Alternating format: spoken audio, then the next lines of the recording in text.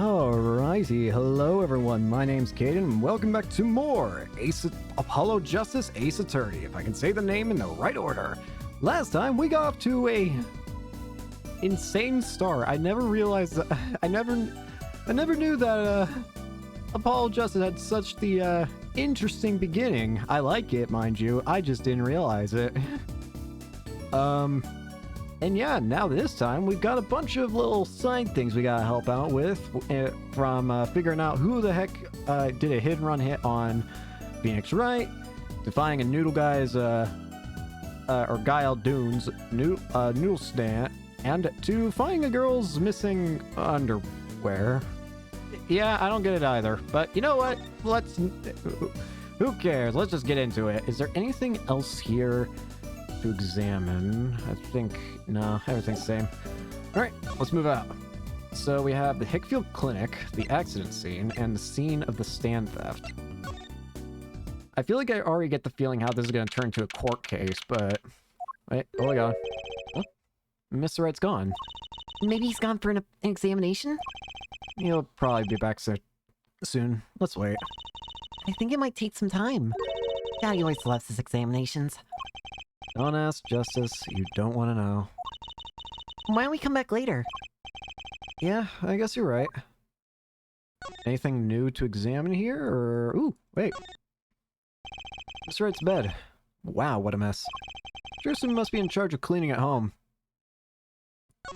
What about this? A swaying, spiraling stack of DVD cases. It looks ready to collapse. Better keep my distance. A bottle of Mr. Wright's favorite brand of grape juice. After that trial, I'll never drink grape juice again. Clearly not a problem for Mr. Wright, however. Piano. A small children's piano. I guess the man likes pink. TV? The television has been left on to an episode of The Steel Samurai. Looks like the same episode as before. Must be his favorite. Anything else? Nope. Alright. Just had to... Not that bun. Just had to be sure. To the Wright Talent Agency. Hello, child. Wait. Actually, you weren't here before. Can I show you this? What's that, Polly? Oh, hi, no. You want to see a magic trick? Well, you've come to the right girl. Watch as I make that evidence disappear forever. Whoa, no, don't. Sorry, my bad. Let's not, please.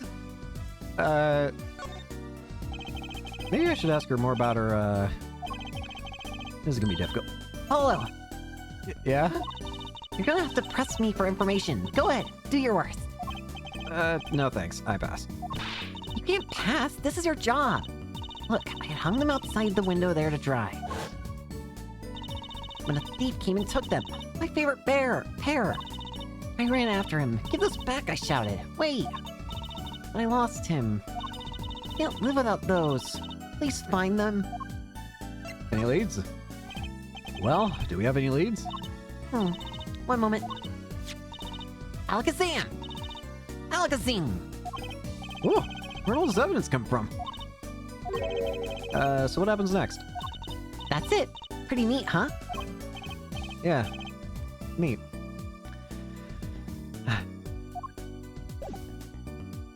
Let's move. Let's check the accident scene first. What in the world's going on here? So, this is where Mr. Wright got hit by that car. According to the map, this is the place. What a huge mansion. Apollo, there's a nice-looking lady over there. Let's question her. Okay. I'm a little curious about the park over there, too. Hi there. Hi. Excuse me. Can we have a few words with you? You want something? Whoa, a husky voice. Oh, my son is sweating. That's quite a house you've got there. You must have a lot of money.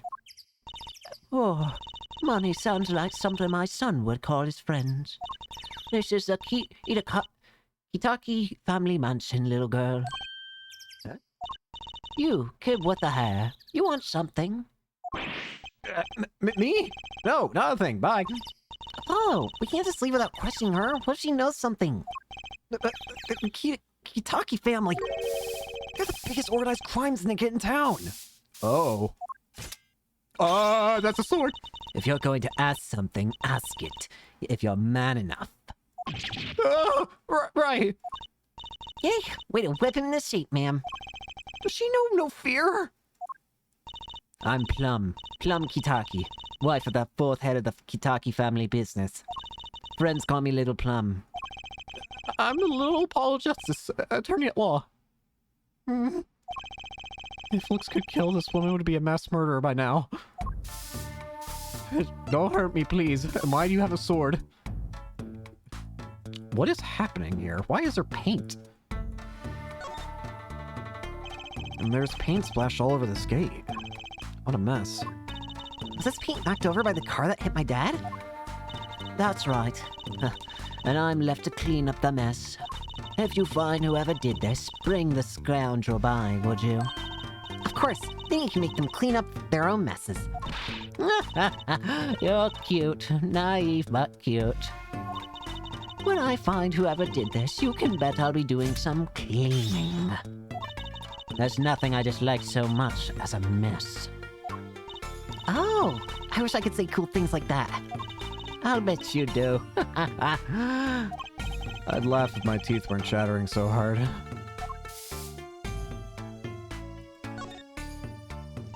Wow, what a big house! And the gate is so big. The Kitaki family's pretty big around these parts. I like the fox. It's so cute. That's our family crest from the old country. Your family crest? We're clever as a fox, and our teeth are sharp. So it's like a motto. You need a crest too, Apollo. Ooh, how about the scales of justice? Or a lunar lander? I'll pass, thanks. Yeah, there's paint everywhere. A brightly painted dragon. Why do I get the feeling he's glaring at me? Those paints must have been to repaint this wall. That's right, I called in an artist to do the job right. He's the third so far. The third?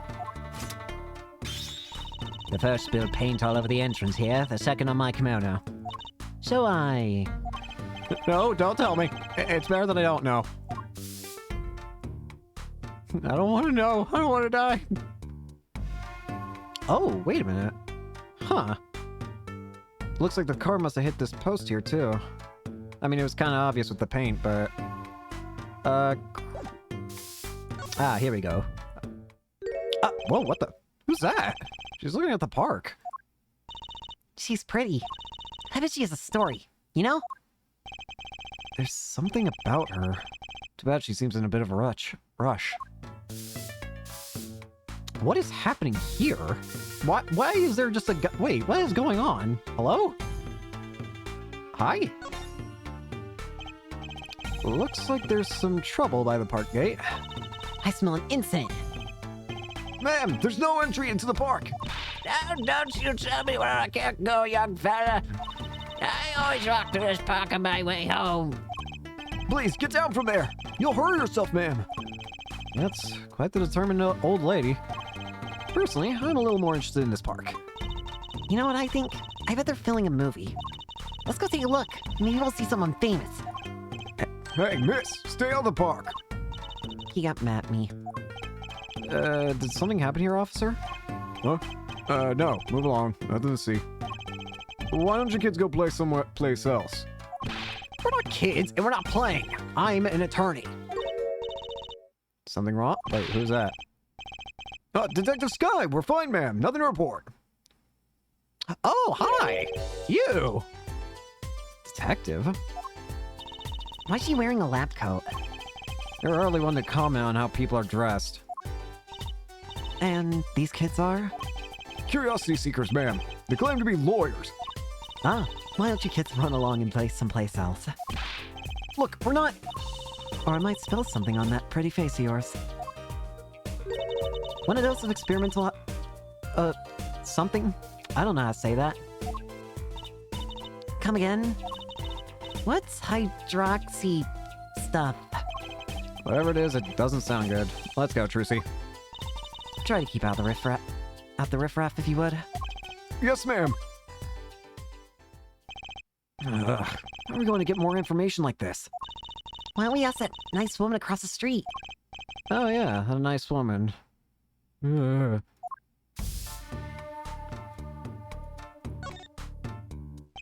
There's a big trash can on the way into the park. I guess we could check it out.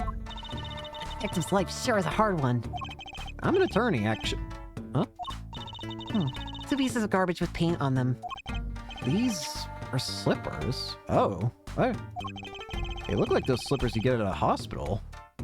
Oh, what? Look at this, Apollo. Doesn't this go in a car? It's a side view mirror. It looks like it was torn off when it smacked into something.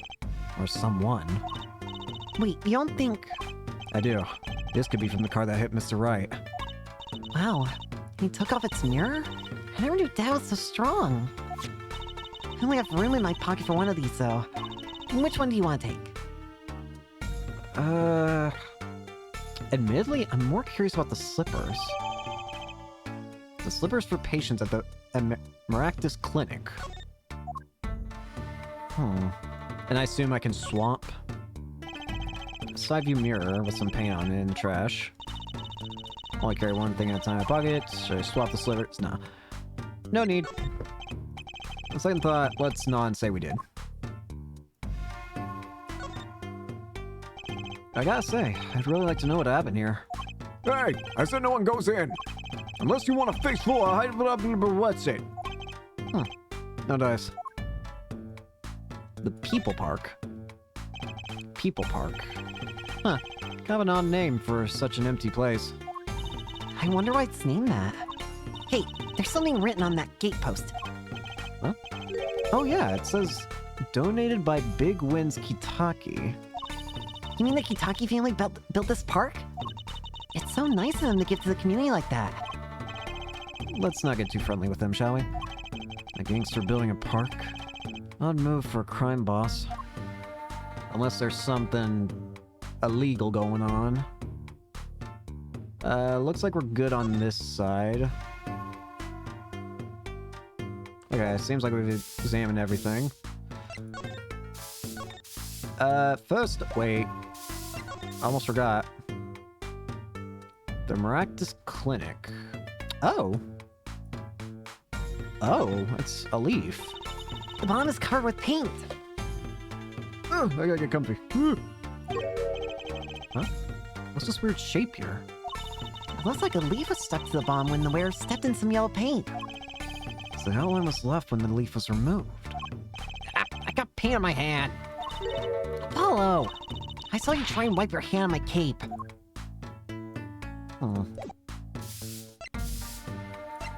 Are these yours? Sorry, kid. I got no idea what you're talking about. Nope. Look at my badge. Oh. Damn. So, the Kitakis. Little Plum? That's a really cute name for someone so... Yes? Yes? Whoa! What is it, Apollo? How about you go through me when talking to her, okay, Trucy? Huh? That seems like a bit of a needless procedure. I'm a lawyer. I live for needless procedures. Oh, little girl, you should know. We're gangsters. Oh, that means you're the bad guys. Trucy, through me, please. I'm begging you here. The bad guys. I like the sound of that. I'm gonna need some warm tea after this. It takes a lot of hard work to protect a family fortune. Things aren't as easy as they used to be for us bad guys. So you're saying that business is in a slump? Let's not ask about business if we can help it, please. What about last night's accident? So, there was supposedly a car accident here last night. Last night? Of course you wouldn't know about it. Sorry to bother you. Wait. Yes? You're talking about that man, aren't you? The one who flew 30 feet and just walked away. That's It's my dad. I should have known. One of our capos thought he'd make a great pointman. Capo? Pointman? Could you avoid using too much, industry lingo? In any case, it's been nothing but trouble. I've been cleaning up this mess since morning. Bah. Cleaning up this paint? Was this paint spilled at the time of the accident? It was around 9 last night. I heard a crashing noise. And found your father drowning in a sea of paint. So you came to his rescue? You've my husband, the boss, to thank for that. Eh? The car that hit your father knocked over this paint. Then turned the corner and sped away. We're in the middle of repainting our wall, you see.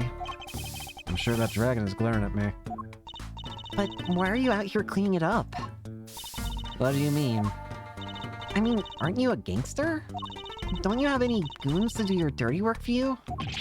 Please, go through me when you want to. Don't be such a stiff lawyer, boy.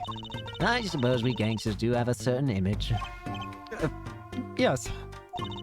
But we're community-oriented gangsters, you see. The boss likes to give back to the people, see? How noble of him. I availed myself of the public facilities to get rid of all the garbage. Now there's just the paint on the street to deal with. Public facilities? Oh, I wonder if she means that trash can. The people park. Can I ask you a question? What? What happened in the park across the street? Oh, yes, quite the commotion. Chicago lightning, as the boss would say. Chicago... huh? Gunfire. Someone's killed. Strange circumstances, too. You're kidding! What a morning. Trouble everywhere. The park, the gate, even our house. Did something happen at your house too?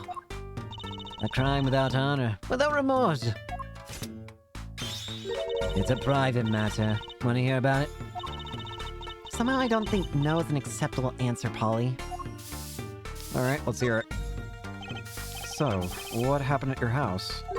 Bloomers. Last night. Huh? I got a bad feeling about this. Me, little Plum Kitaki, the victim of an underwear snatcher.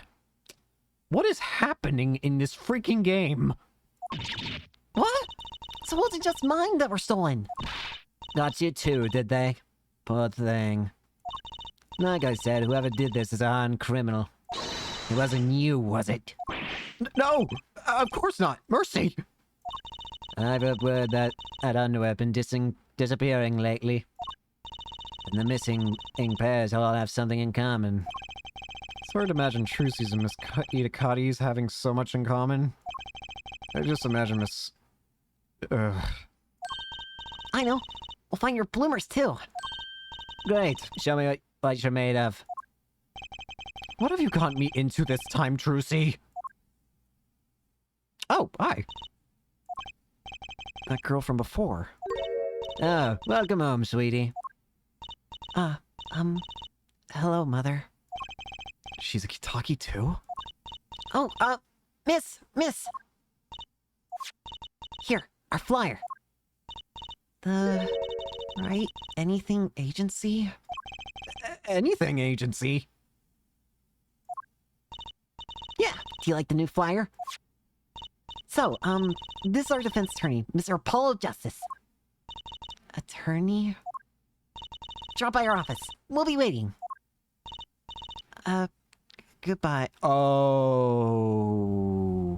Wait a minute. There's no way Trucy just did what I think she did. Trucy, was this a ploy to get her as our client? Are you the one who's going to be suspected of murder? Why do I get the strange feeling that's going to be the case? Why did you give her our flyer? I don't know. She seemed like she could use some help. She's the heiress to a gangster dynasty. She doesn't need our help. I wouldn't be so sure. You scare me, Trucy. Alright. Scene of the stand theft. Let's look into this. No! So, what's this place? This would be Mr. Eldoon's house, silly. Oh, so this is where his stamp was stolen from. You can see a piece of evidence laying on the ground already. Hey! Whoa, Look, there's a police car parked over there. you're right. What's with the sparkly entrance? What is this place, a hospital? There's a sign. Maractus Clinic. Oh, that's where the thief went. The thief? The one who snatched him. He ran to this clinic last night. Wait, maybe the police car is... Oh god. I doubt it. Well, there's only one way to be sure. Let's investigate. Ah, there you are, Sonny.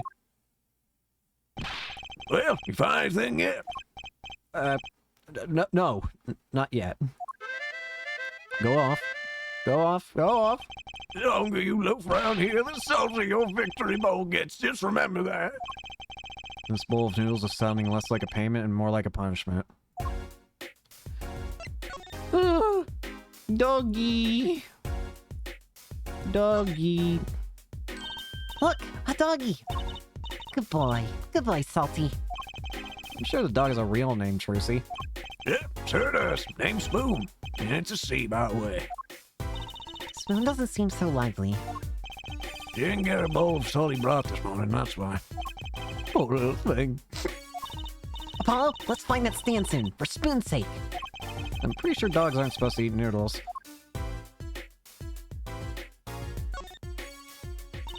This house is, well, it's old. It's been well loved, that's for sure. I've lived here with my wife for many years now. It's got character, though. Just like my soup. Go off. I always thought character was a positive thing. Who's you? Bucket? That's the place, right there. That's where I keep my stand. Covered all nice and purry with that blue top there. So you use this plastic sheet to cover your stand at night? I see. You see? What? Did you figure out why it was stolen? Well, no, but it does suggest that the thief knew what he or she was looking for. They clearly knew what was under that sheet. So it wasn't one of those casual drive-by stand snatchers, you mean? Not bad, sonny boy. Not bad at all. But why would someone need to steal a noodle stand of all things? That's just what confuses me. What do you need noodles for? You need a bite while you're doing crime? It's quite a sign, I'd take. It's quite a sign. I take it that's new as opposed to old. Ah, you like it? Hey, myself, I did.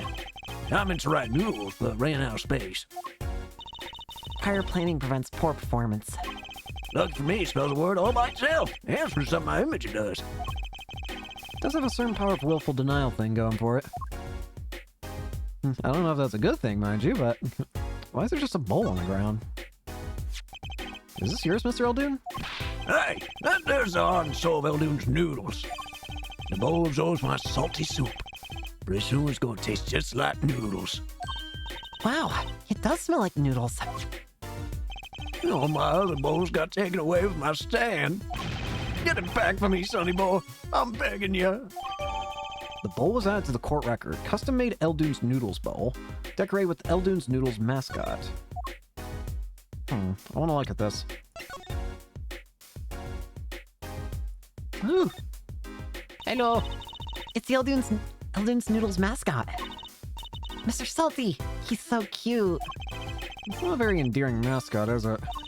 You know, come to think of it, it looks a lot like you, Apollo. Especially the red parts. Can I help it if I like red? Oh, look! I love these little personal touches. Seems a shame to hide it on the bottom of the bowl. Huh? When I touched the paint, flaked off. He must have painted it on by hand and with warm professional care. After buying the cheapest paint you could find with cold professional thrift. Seems a bit weird that it would just flake off, but...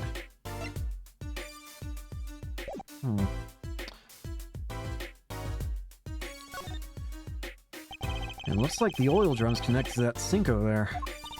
Collecting rainwater to do the dishes. How environmentally conscious.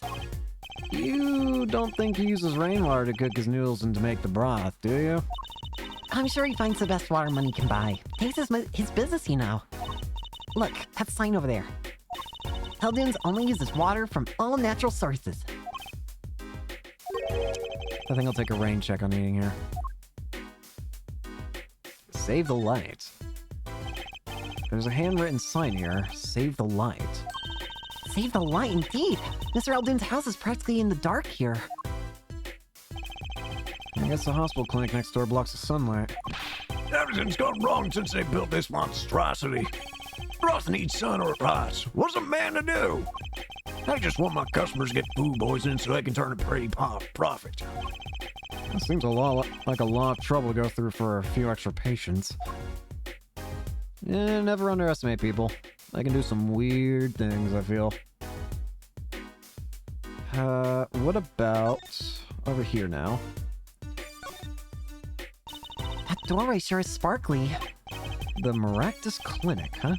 Must work like more like a casino parlor than a hospital. That's what I was thinking. I thought this was like some sort of casino. It must be quite profitable. Funny, it looks closed. Maybe they're on vacation today?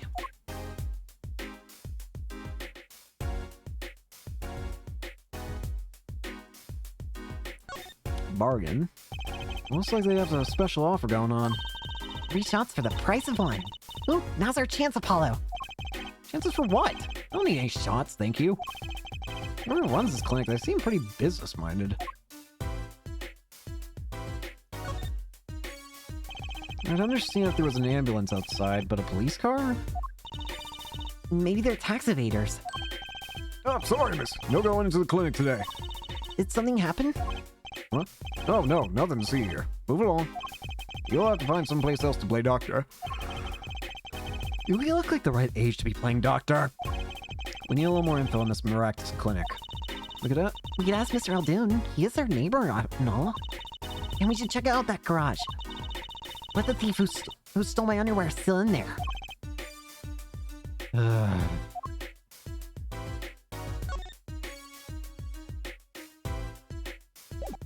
Oh, Apollo.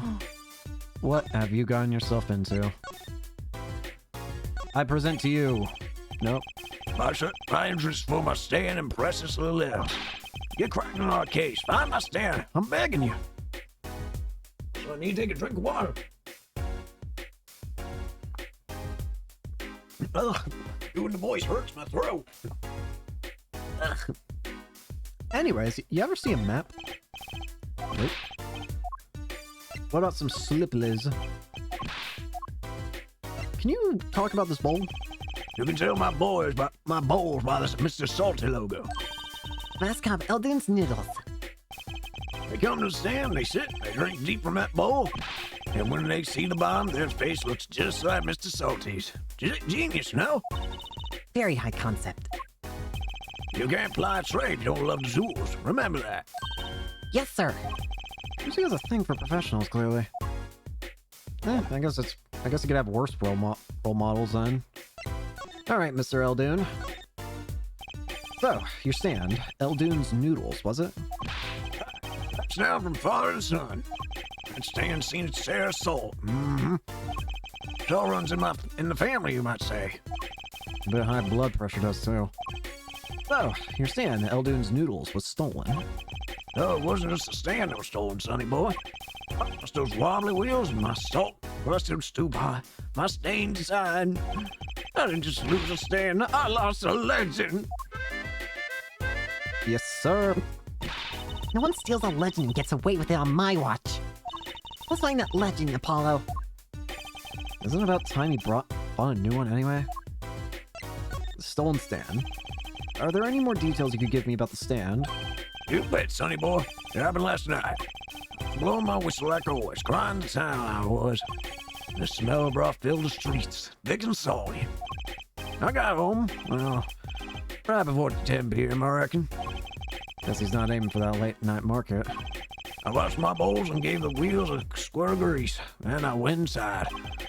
When did you notice it had been stolen? Early this morning, before the sun rose. Work starts early. Do that many people eat noodles for breakfast? I'm washed up on the salty shores of ruination. That's staring at my whole life in it. Hey, my whole being. They took everything? Oh, my soup stock, my noodles, my bowls, and my dreams. At least they left one bowl. Look, there, on the ground. If you don't find that stand today, then I'll be forced to walk the streets peddling that bowl. My last bowl. Please, I'm under enough pressure here as it is.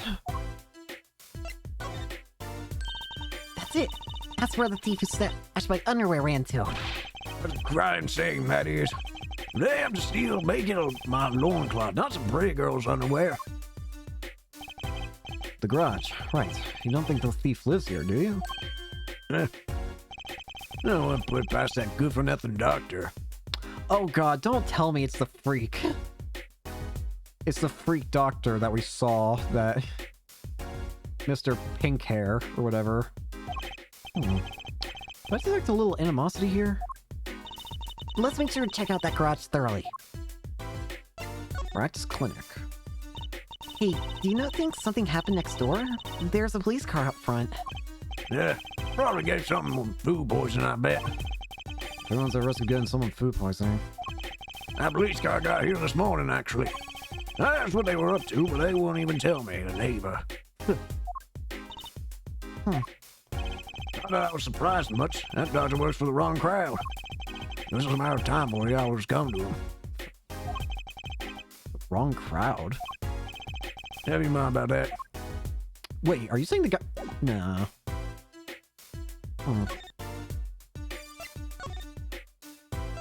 Let's check out the garage. Skillet! Kitty! What is... This is the place. This is where that underwear snatcher ran. Are you sure? Maybe. Let's look for clues. Clues to a underwear snatcher. Trucy? Could you try not saying that so many times?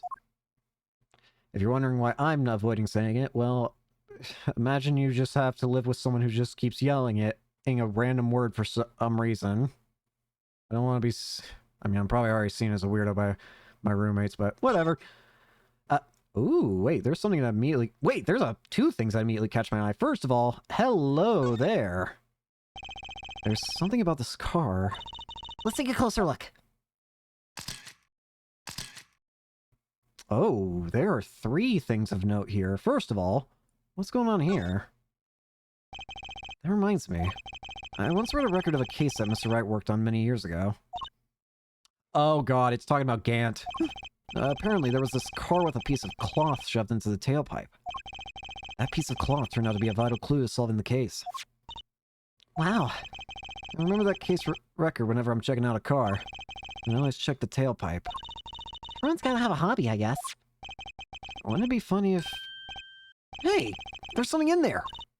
What? Wait a sec. Are these your... Yep. What? Already? Here, just take them.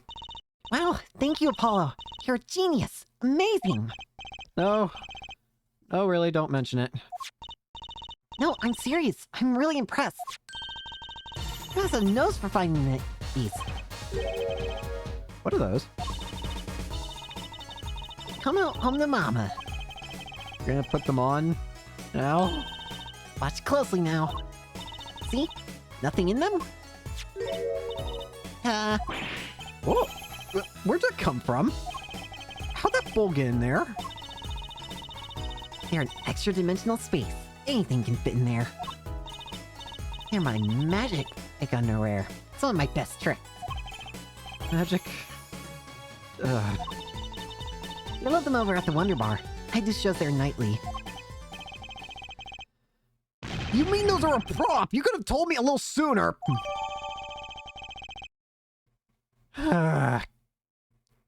Prop for performing magic. Found an exhaust pipe of a car at the Maractus Clinic.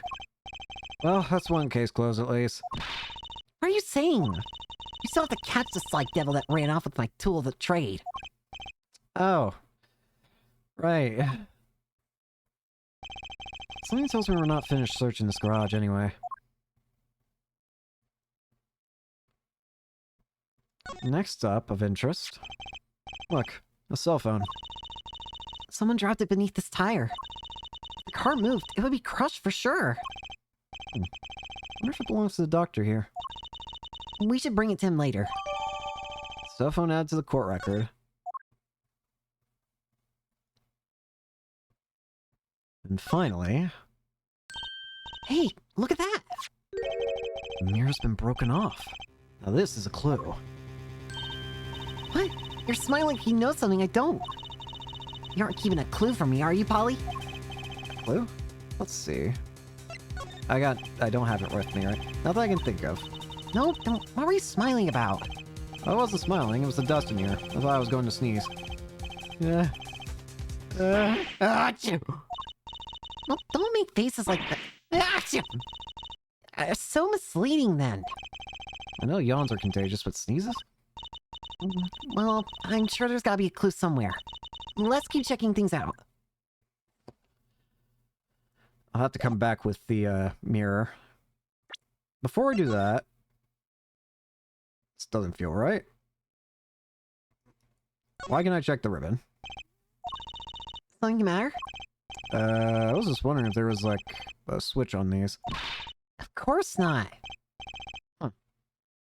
Mysterious. Oh, you wanna know a secret? No, thanks. Who uses these?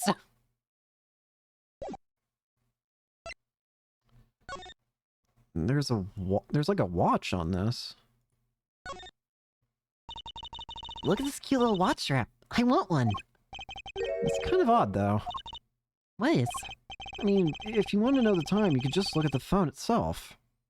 Yeah, Hey, you're right. Sharp, Apollo. thanks. Finally, some respect. So, what does that tell you? Well, the owner of this phone doesn't think through the details, for one. They did drop their phone after all. I kind of figured they were a little spacey already. Oh, good point.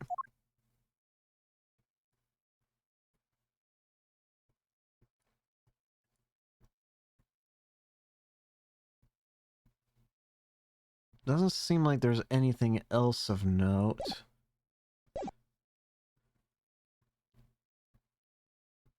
Before we continue, how about this? Before we continue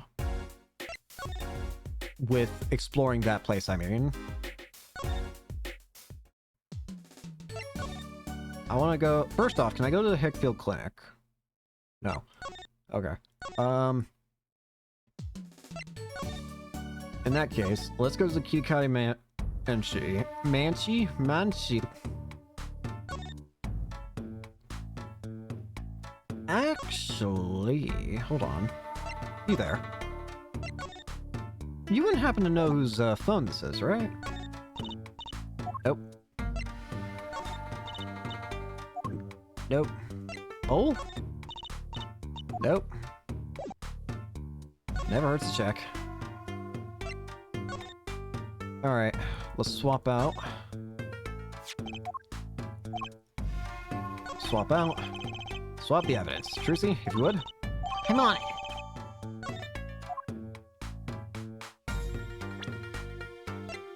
Torn off the car that hit Mr. Wright. Was found in the Kitaki mansion. Oh, it's got paint on it.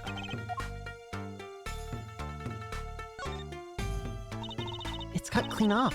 I wonder what's in there. Don't. There are bear wires hanging out. What's it got? Yeah. What? Are you okay? Just a little joke. Don't scare me like that. You mean don't shock you? Zap. Trucy, I swear to God.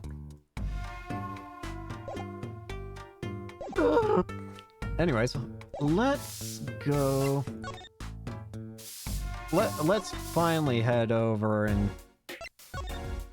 get the real end of this piece of evidence. Closer. Closer.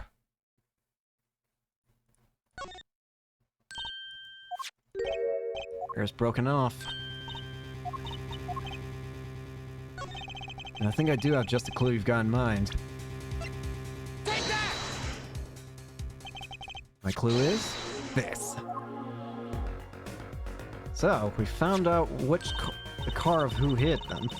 Whoa, it's the same color and size and everything. A perfect match. Guess we could check it out. 2 pieces of garbage with paint on them. Look at this, Apollo. Doesn't this go in a car? It's a side view mirror. Looks like it was torn off when it smacked into something. Or someone. Well, looks like we've just solved the case. It's the car that hit Dad last night. It's sitting right in front of us. Yep. Wow, you got the pro and professional, Apollo. Gee, thanks, Jersey. Apollo, What is it? now we solved this case. We should go report to Dad. He'll mope if we leave him alone too long, knowing him. Okay. He doesn't seem the type to mope, though. And this is hardly a case worth reporting.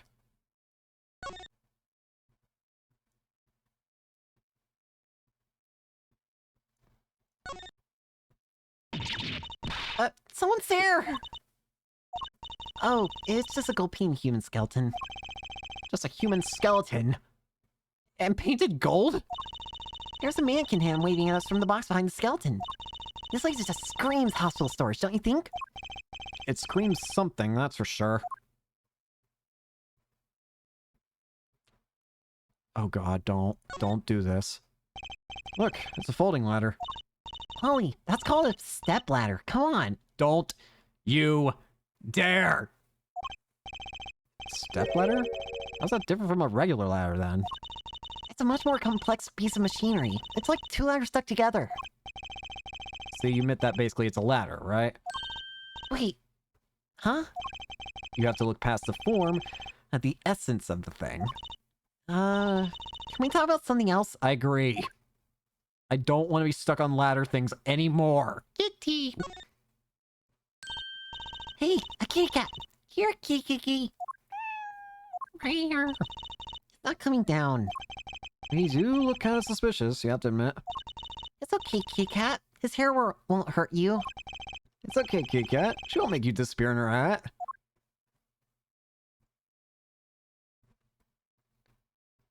Vent. Stop. No, don't say that. Oh, just saying that upset me. Anyways, may I present to you a broken mirror? What about a phone? Nope. Nope. Alright.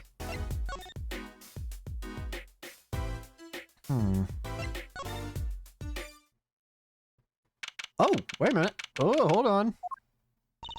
Well, Plum's not here. She's not finished cleaning, huh? Maybe she went to get a paint scraper. Okay, who's the wise guy who spit gum out on the street? The voice carries all the way up the street from inside the mansion. He's a neat freak. How cute. You there. It was you, wasn't it? Fess up. Woo! I hope you said your prayers. You're gonna need them. Jersey? Let's leave, now.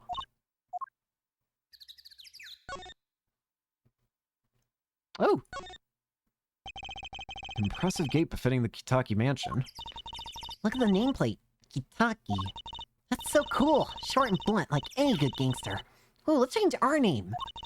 How about WAA? Maybe that's too short and blunt. What do you think? No comment. Paint. Several covers of paint have been splashed across the gate. It's almost all dry. This is gonna be tough to clean. Wah, wah, wah. A colorful dragon turns its baleful gaze in my direction, as if to say, "Abandon all hope, ye who enter here." Don't worry, Mr. Dragon. Me and Hope haven't been on speaking terms for a while. That's just depressing. That's just a depressing statement, what? They're not letting anyone into the crime scene. The guard at the entrance is humming a song. He's got a rhythm, actually. Maybe he plays in a band. A big wastebasket by the park entrance. You aren't going to search through the trash? I don't think we need to. Oh no, please, knock yourself out. Don't mind me. I'll be waiting over here. Just so we're clear, searching through trash isn't a hobby of mine, okay? You having fun over there, Grandma? Looks like that woman's still causing trouble. Look, no one goes in. That means you. Oh, what's the difference? Let me go! Sorry. That's it. I'm suing. Damn brat, I'll sue. But I might change my mind for $5. What is she, some kind of con artist? Am I only $5? Apparently, this park was a gift of the Kitaki family. The friendly people park brought to you by organized crime. A very naughty part of me is tempted to write, "Will you kill" on the left side of the sign. Apollo! You can't do that! You just can't! Anyways. Right? You here? Right!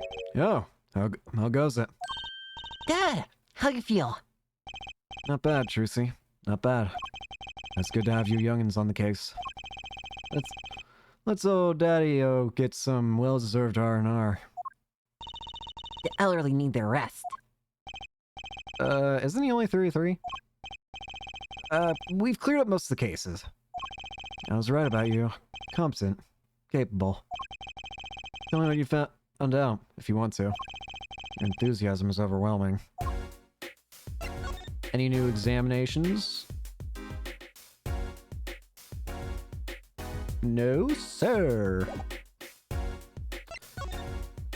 Alright. Present. What's that?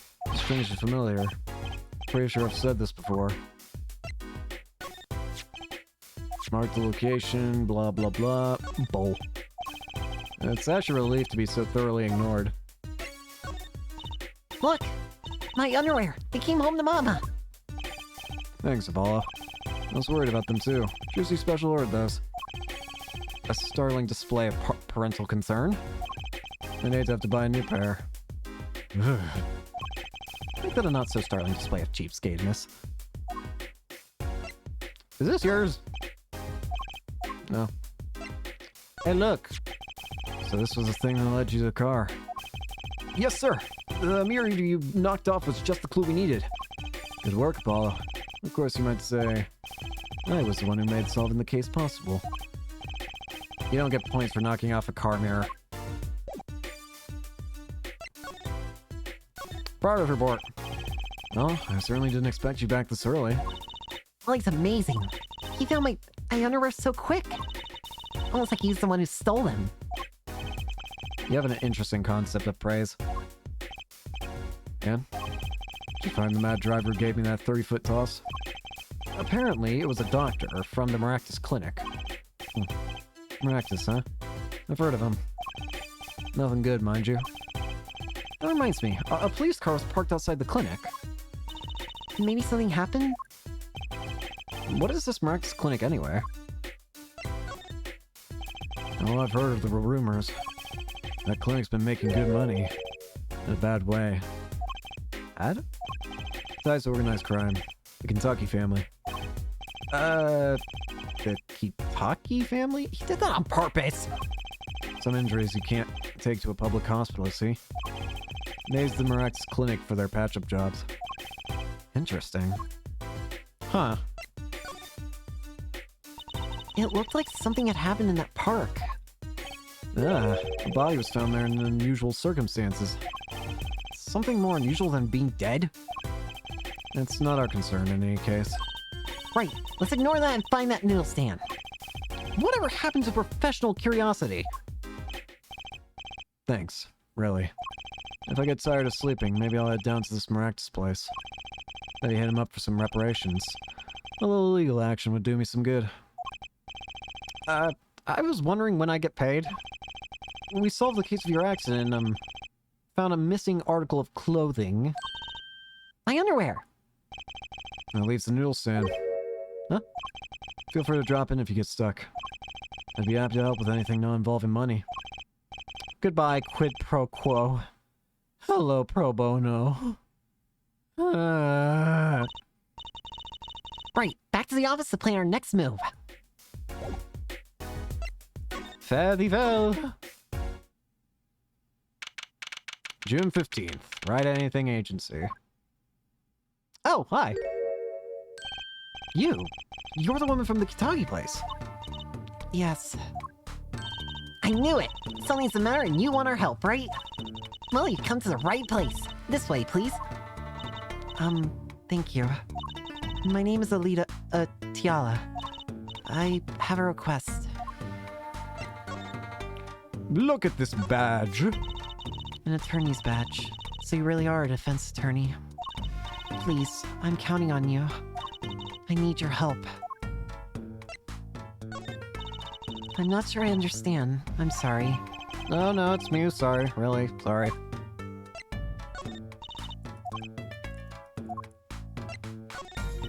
No. No.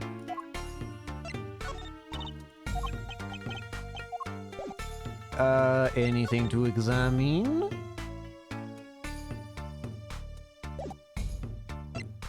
Alright, madam. Your request. Let me guess. Something's been stolen? Your flyer. It says now defending, so I thought... What? What, you mean you want me to defend you? Me? Maybe you can tell us what happened? Were you hit by a car? Did someone steal your stand? Or your underwear? No. I'm not the client, actually. The client would be my fiancé, I suppose you'd call him. Fiancé? What happened to him then? He was arrested this morning. The charge was murder. Murder? Have you heard about what happened at the park? So what's your story? You frequent the Kitaki mansion then? Are you a member of their organization? No, not yet. Not Yet? You see, I'm to be married next month to the boss's son. the boss's son. So he's a gangster. Yes, but the Kitakis are locally responsible gangsters. I thought it'd be nice for a change. Quit my boring job, live the good gangster life.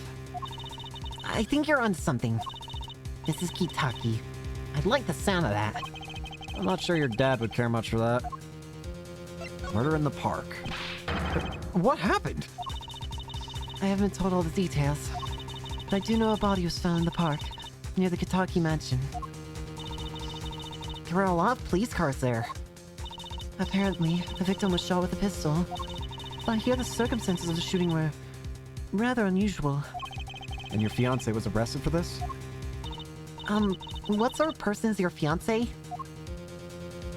Who is it? Your fiancé is the Kitaki family's only son, correct? His name's Waki. Waki Kitaki. I brought a photo. Oh, hi there. Well, that's quite the photo. I know. Oh, he can be powerful and menacing, but so cute. But if he's the boss's only son... Yes, I'm sure he'll take his father's place someday. See, I'm a boss already, of this agency. Please help my Waki. Please. Right. First solo defense case. Prime boss's son or not, I'll prove he's innocent. I prepared a letter of request. I know you need those. Letter of request from Alita Tiala for the legal defense of her fiancé, Waki Kitaki. Right, let's go check out the scene of the crime. Before we do that... Huh? Hit request? Why does this envelope say hit request? It's a bit of lingo, like, call in a or a hitman. Oh, you mean gangster talk? So does hit mean to defend in gangsterese? Gangsterese? Well, hitman? I certainly hope not. Something tells me she used the wrong envelope. I'm gonna get in trouble!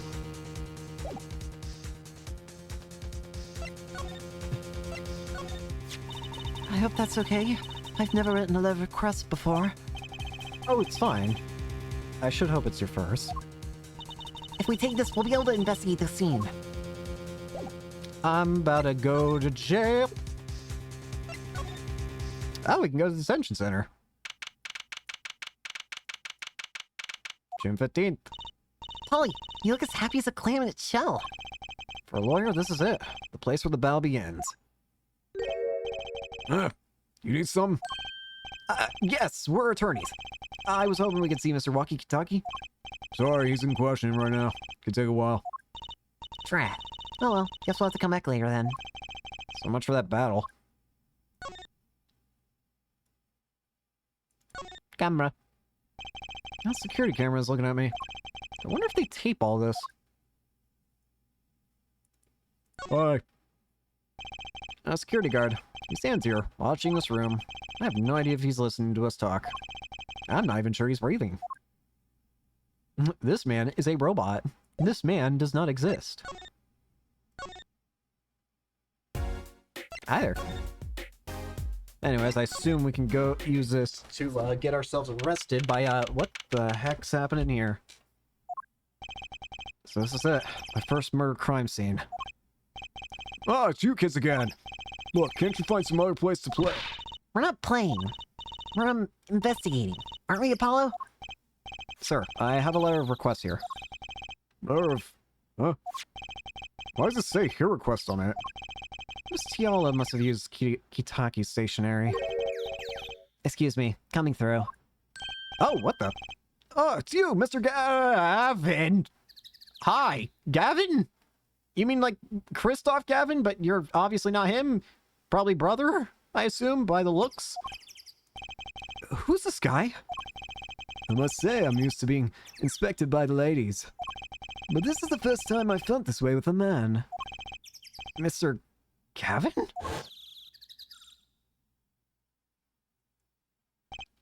Ah, Fräulein! What is a sweet morsel like you doing in such a dismal place? Can I help? Yes. The policeman officer here won't let us in. We even have a letter of request. You must be exhausted, standing out here.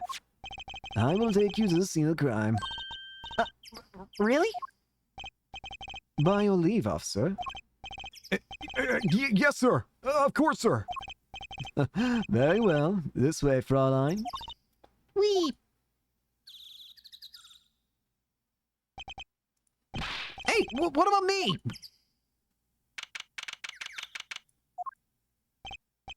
On that note, enjoy your investigation.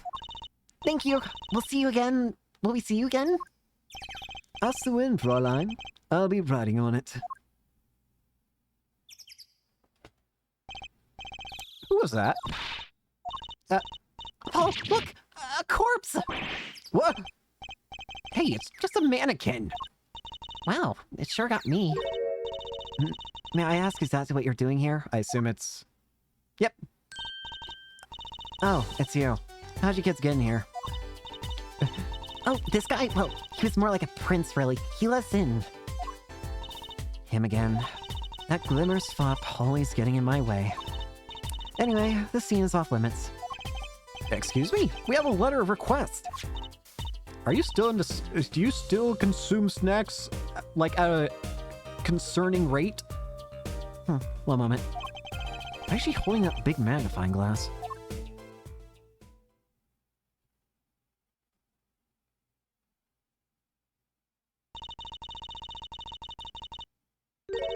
I'd recognize that handwriting anywhere. Scientific analysis says this was written by Alita Tiala. Thanks. It took you 30 minutes to figure that out. So, what's up with the mannequin here?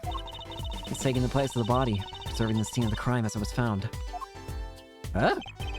The body was pulling the stand? Huh. So, you're a defense attorney, are you? Detective Emma Skye. I'm in charge of the crime scene. She doesn't seem that happy about it. You don't say. She doesn't seem that happy about many things. I trust you know how to stay out of the way. I always carry 2 pairs of handcuffs, just in case.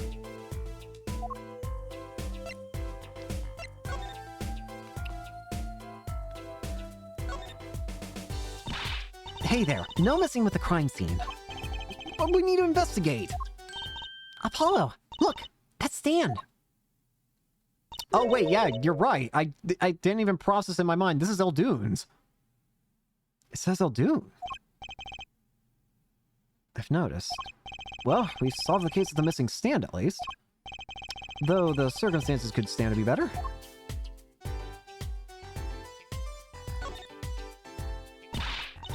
Oh, for God. Investigations are to be carried out by professionals, scientifically. She's not going to let us check out the crime scene, is she? Hey, Apollo. My very unscientific analysis tells me something here is very suspicious. I think I know what you mean. It's kind of hard to not notice. Better check out what we came here to find, at least.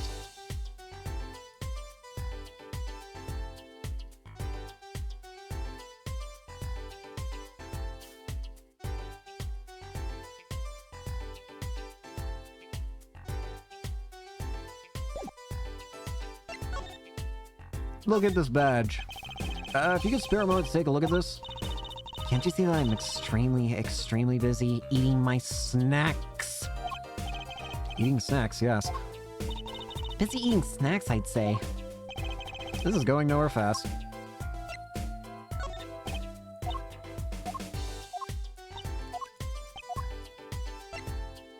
Bowl. Hey, water.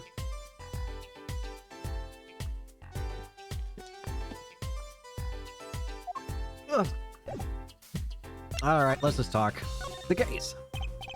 Detective Sky. Quiet, please. It's snack time. Bruh. Bruh. Stop eating. Stop it. We're not making much progress here. She must not be very busy. I never seem to get a lucky break. Back after 9 years, and they won't give me the position I requested. And then I hear he gave up the defense attorney life. He? Who's he? Next defense attorney. For God, stop! Fast munch! Okay, I get it! Alright, I get it! I'm not wanted. Anyways, can I go see Wright?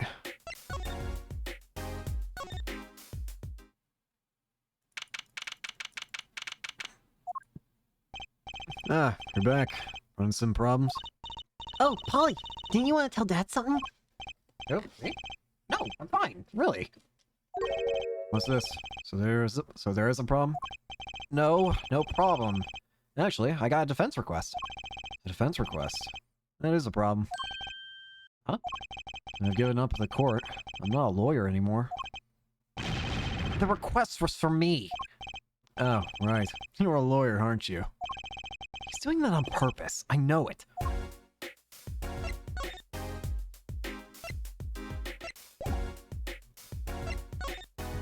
Murder. So, what about this defense request? It's related to the murder in People Park, actually. Guess what?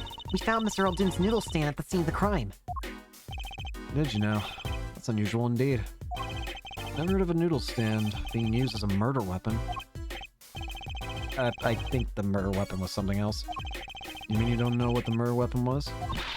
That funny detective lady won't let us on the scene. What kind of detective wears a lab coat anyways? Lab coat? Huh. Didn't think she'd be involved with this. You know her? You could say that. Yep. So, you know her, don't you? I met her on a case. This was about 10 years ago. She was still a high school student at the time. That would make her about the same age as me. That's my dad. He knows the police. He knows all the police types. Oh, wait. Maybe you know the other guy, too. The other guy? That shining prince on the motorcycle. Prince? Apollo, tell me about this Prince of Trucies. Indulge a concerned father. He was at the crime scene. He looked just like Mr. Gavin. Did he now? You know him? I guess he's Christoph Gavin's younger brother. His brother? We're acquaintances, after a fashion. Clavier Gavin, rock and roll god incarnate. Javier. What a lovely name. He's so dreamy. I didn't know Mr. Gavin had a brother. What was he doing out there? I have a feeling you'll be crossing paths again soon. He's the prosecutor, isn't he? Now, what was the problem again? Having trouble investigating the crime scene in the park? Yeah, that detective one won't let us. Go to the office. Under the silk top hat, you'll find a bottle of white powder. Try taking that to this detective. White powder? I hope it's not what I think it is. Just take it to her. It'll be fine. You'll see. Oh, and tell her I said hi. I think I know what you're wanting me to give.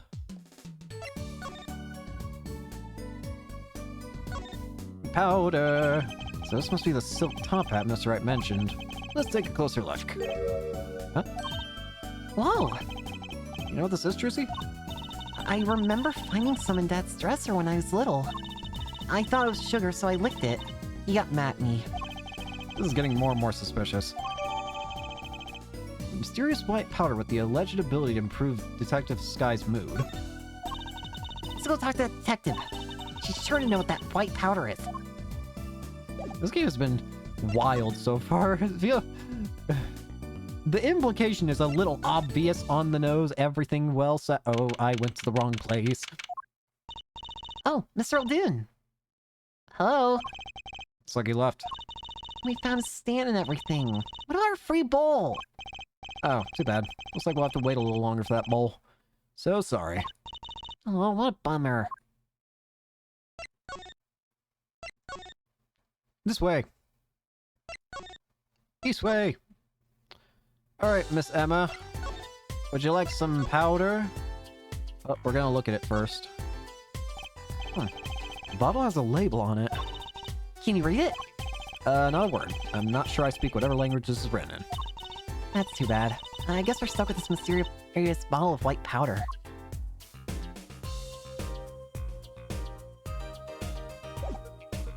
Anyways, take it. Does this ring any bells? Is that... It couldn't. Where'd you get that? I brought it from the office. You... Work at the Wright & Co. offices, yes? Yeah, sort of. Detective Sky, how do you know my dad? Dad? I'm sorry, who'd you say you were? Trucy Wright, Phoenix Wright's daughter. Mr. Wright has a daughter? He seemed shocked. Well, if you're Mr. Wright's daughter and you're his apprentice, then I'm available to help you in any way I can. Oh, thanks. You can start by not calling me Mr. Wright's apprentice. This powder is used for detecting fingerprints. Fingerprints?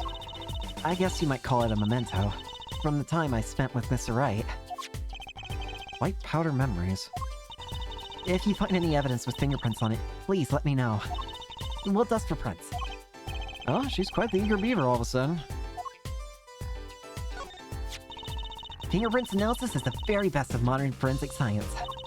Doesn't just talking about it leave you breathless with excitement? Oh yes, breathless. Actually, it does sound kind of interesting. Let me know if you find any evidence that might have a print or two, alright? Sorry, I don't think I can help you with that. I think you need more than just scientific help. But ask me anything you like. Just ask scientifically.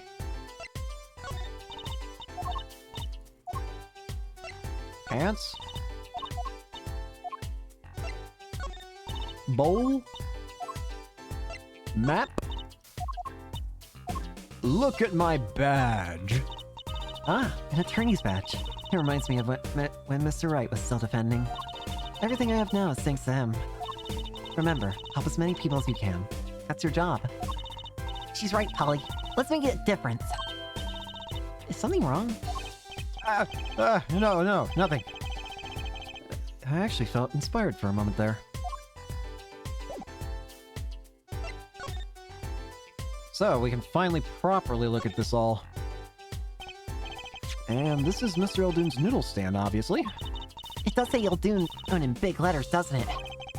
That mark on this paper lantern up there looks familiar. I'm gonna be a little weird telling him. what with the corpse and all. Anyway, that wraps up 3 of our cases. That's right. Congratulations, Apollo. And leaves us with one case that's worse than all 3 put together. Murder! Great.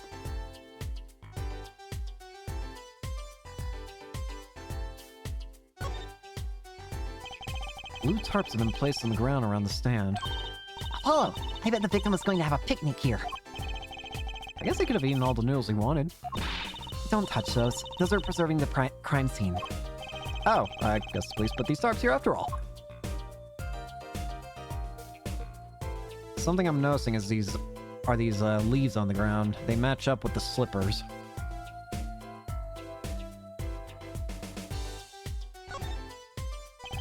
There's gotta be a good clue or 2 around here. You and your trash cans. Go ahead. Knock yourself out. Please, can't you see I'm doing my... Huh? Look! Another pair of underwear! Wow, Apollo. You're a genius at finding these. Stop saying that! Wait, these aren't... They're not mine. These have been stolen too? Why? This mannequin is dressed up to look like a police officer. I've seen one at the station. A mannequin in place of a body. The body of the victim has already been removed. Do you think the victim was the noodle stand thief?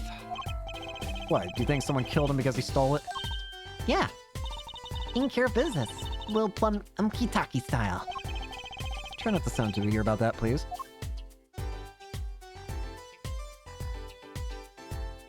And of course, the main concern here. It's a knife. A shiv, to be precise. Oh, lingo! The defendant, Waki-Kitaki, is the son of known gangsters. The police are assuming this belongs to him. Wait, but wasn't the murder weapon a pistol? Huh? Look at this. There's handprints on this shiv.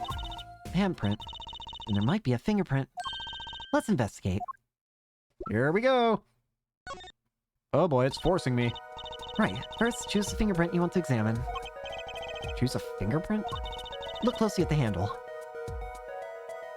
This one looks most... See? There's more than one fingerprint here. Those black spots? That's right. Pick the one you want to analyze. Let's do this one. Right. Let's get detecting. Wow, she's practically glowing with excitement. First, sprinkle some aluminum powder over the print. Press the space like this, see? The oil left by the print and absorbs the aluminum powder, so you just dust it on. And blow it off. Blow? It's like whistling. You know how to whistle, don't you? Just use R. Wow, amazing! It's like magic! Isn't though? Right, let's give it a shot. Incidentally, it's important that you cover the entire fingerprint with the powder.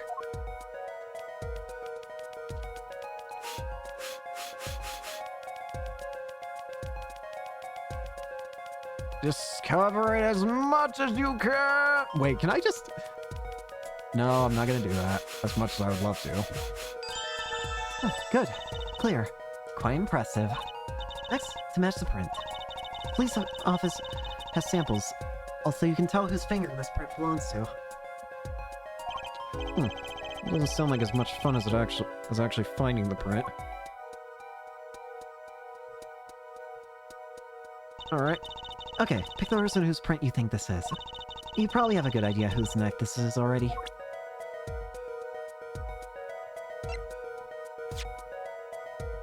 Yeah, I had a feeling. But it never hurts to be safe.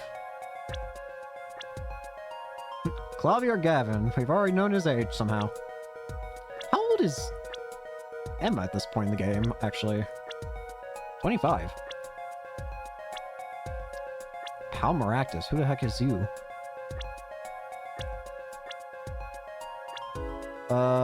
Waki-Kitaki. Here we go. 1 Waki-Kitaki. Match found. So, the fingerprints do belong to the defendant. Yes, isn't it amazing? Ah, the power of science. It's my life. Apollo, she's sparkling. And I'm dimming. Look sharp, Spirits. Spirits up. The real fight is yet to come. Chin up, Polly. Trial hasn't even started, I'm already losing. Bearing Walkie's prints.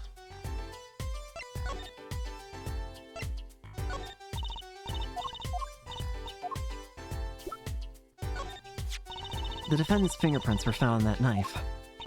Which means that, at the very least, he was here at the scene of the crime. It's highly possible, yes? This doesn't look good. No use worrying about what's out already. You just worry about what's yet to come. That's not helpful. The case. And I need more water, holy crap.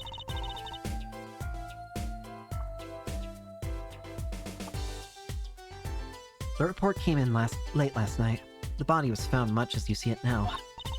Except it was a real body. But why? Why was a body pulling a noodle stand? If I knew the answer to that, I wouldn't still be here. Well, what was the cause of death? A bullet wound. To the temple. He was shot by a pistol. A pistol? A pistol? Not the easiest thing to come by in this day and age. Unless you're a cop. Or a gangster. Incidentally, the victim's name was Pal Maractus. Okay. I just received the autopsy report, in fact. Time of death, June 14th, after 10 p.m. Cause of death, a single bullet to the right temple. I mean, really, what's up with this case? It's enough to make me want to run off, pulling on this mysterious noodle stand behind me. Not so mysterious, actually. We should tell her, Apollo. After all, we know where the stand came from. A likely story. I didn't come here to play games, you know. Actually, we do know where the noodle stand came from. The noodle stand's owner is... this man. Who's the old guy? This is the proprietor of Eldoon's Noodles, Mr. Eldoon himself. He's famous in this part of town. Not bad. I guess Mr. Wright picked up the right kids for the job. Let's save me a lot of work. Thanks. Mr. Eldoon's Noodle Stand. The victim died pulling it. Why the heck would... what sort of person was the victim anyway? You mean what did he do? He was a doctor. A doctor? I'm starting to see a connection here. Oh, this is starting to look ugly.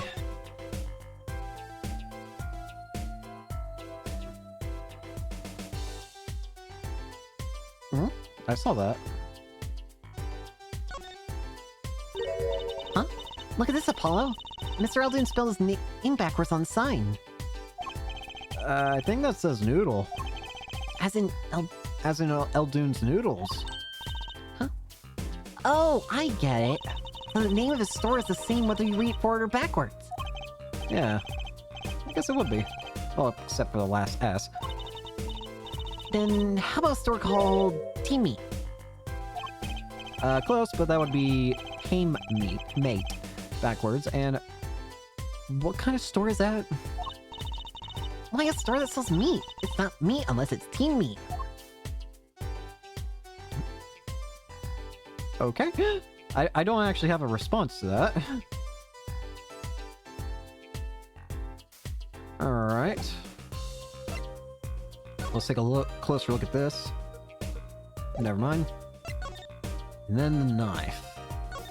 Oh, this is a knife. So the defendant's prints are on this knife. What do you mean he was here the night of the crime? That's why I call it irrefutable scientific evidence. Neat. Not so neat when it happens to be evidence against our client.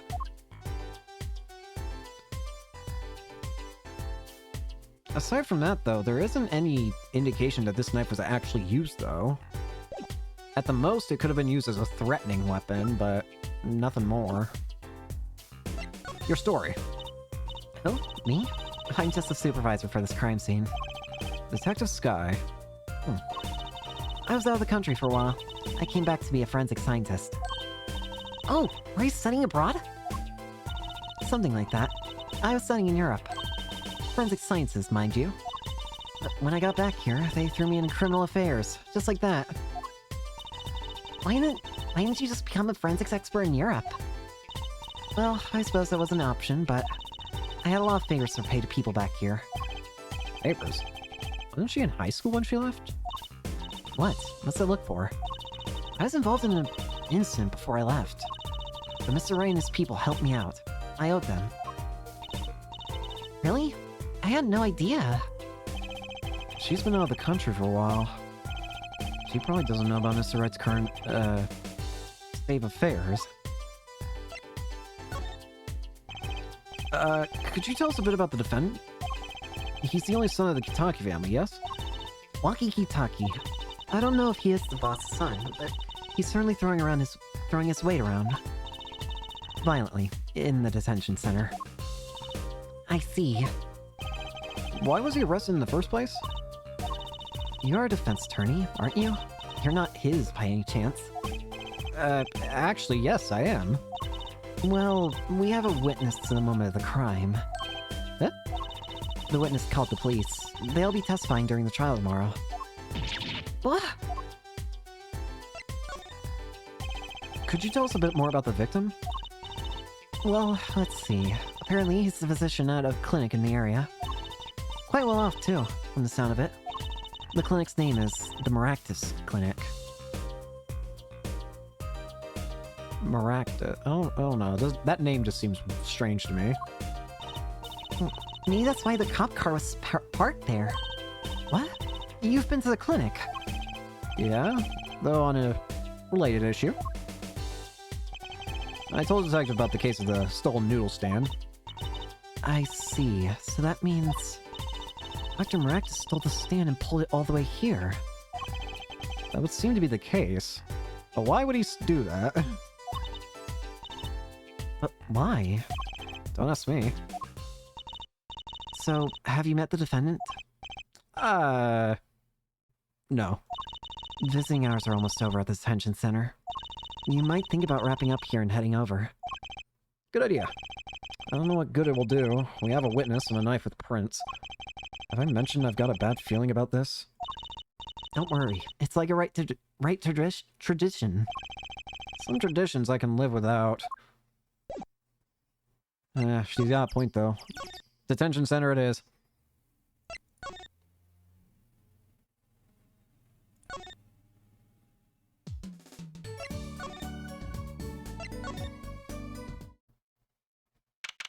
June 15th, detention center, visitor's room. I'm sorry, meeting hours for the day are all done. But we still have 3 minutes! I'll put in your request, but don't expect anything. As far as talking in the private room with him. The father? You mean like a priest? I mean the suspect's father, Mr. Winfred Big Wins Kitaki himself. Not someone I care to meet. Ah, you! You're the one on your way out, well... Ah, there you are. Oh, what the, are you soulless? Where are your eyes? What happened to your eyes? Do you have eyes? Whoa, this guy radiates power. Power. With a cute apron? You Waki's lawyer? Yes, sir. Well, I'm Big Wins Kitaki, fourth head of the Kitaki family. Capiche? Actually, I came to speak to your son. Mr. Justice, Yes? my son's innocent. He killed no one. If he were found guilty, it wouldn't be good. Capiche? Yes, I'm all about capiching. Capiche loud and clear. You gotta do more than just understand to make it. You'll learn. Even if the lesson comes at the end of your short life. I don't feel so good. What's the big idea, old man? You can't treat me like a kid no more. Not now. You know, I wanted to go to the clinic. I like it here. You must be Waki? Cheese not cheap till he does hard time. So, you'll see. When I get out of here, things will change. Silence! Huh? My apologies, Mr. Justice. He's usually a nice boy. Forgive me if I have a hard time believing that. You can't take me out under your wing this time, old man. You heard me. I don't need no trial. I did it. I think that's enough for today, Mr. Justice. Don't let me down tomorrow. Okay, I'm confused. So much for talking to our client. But we made so much progress today. We even found my underwear. I had fun at least. Of course. The biggest mystery of all remains. How am I supposed to build a case for the trial? Oh, almost forgot. It's time for my show. Tonight, I'm performing at the Wonder Bar. You should come check it out. To be continued. Are we going to start up at the case at the court now? Because it's time to meet the prosecutor, who is going to definitely at this rate be the brother. Yep, here we go. Let us continue. Oh, God. June 16th, 9:46 a.m., District Court, Defendant Lobby, number 2. Huh. Mr. Wright's not here today. He said his old foot injury was acting up. Injury? He was all smiles yesterday. Yes, he smiled and he said he'd be fine as long as you're there, Trucy. Yes. Fine, we'll be fine. Here comes justice. I started my voice training at 5 this morning. Ooh, do some now. I want to see. Here. Oh, okay. My name is Apollo Justice and I'm fine. That sounds more like a self-mantra than voice training. I'm fine, I'm fine. Wait, who is saying this? Oh, hi. Good morning. Yeah, what's up? Hit me with the guilty verdict. Gee, see if I care. You just hang loose and let things go with the flow. You know what I'm saying? Not really. Walkie, don't be running your mouth like that in here. See, that's the difference between me and you, old man. I ain't afraid of no cops. Real G's can keep it real till they spend some hard time defend. You have absolutely no idea what you're talking about. Sounds like they've both been voice trained too, Apollo. My worst fear is realized. Trial's starting and I still haven't had a real talk with my client. June 16th, 10 a.m., District Court, courtroom number 4. There he is! There's the prosecutor. Court is now in session for the trial of Walkie Kitaki. The defense is ready, Your Honor. Ready to rock and roll, Judge. It's him! The guy from yesterday. He's a prosecutor? It's Mr. Gavin's brother. How interesting. The one who got arrested was the defense attorney, and the one who's our prosecutor is the brother of the defense attorney who got arrested. Once I no see, Prosecutor Gavin, are you taking a leave of absence? You know, that little band I started in my free time? Thing is, we got real popular. Hard to say 9 to your fans when 3 of your singles go platinum, ja? I see. To be honest, I was a little concerned. I feared that you might still be distraught over that one trial. Not to worry, Judge. I once missed this day in court for the world. It's worth even more than VIP passes to one of my concerts, yeah? How could I pass up the chance to see the true strength? The little boy who bested my brother. Yep. It was worth canceling a show, too. Understood. You may give your opening statements to the court. Before that, I was thinking, is the air in this courtroom not a bit serious? It is a court of law. That's no way to get the crowd jumping, Judge. They're not supposed to jump. This is a courtroom.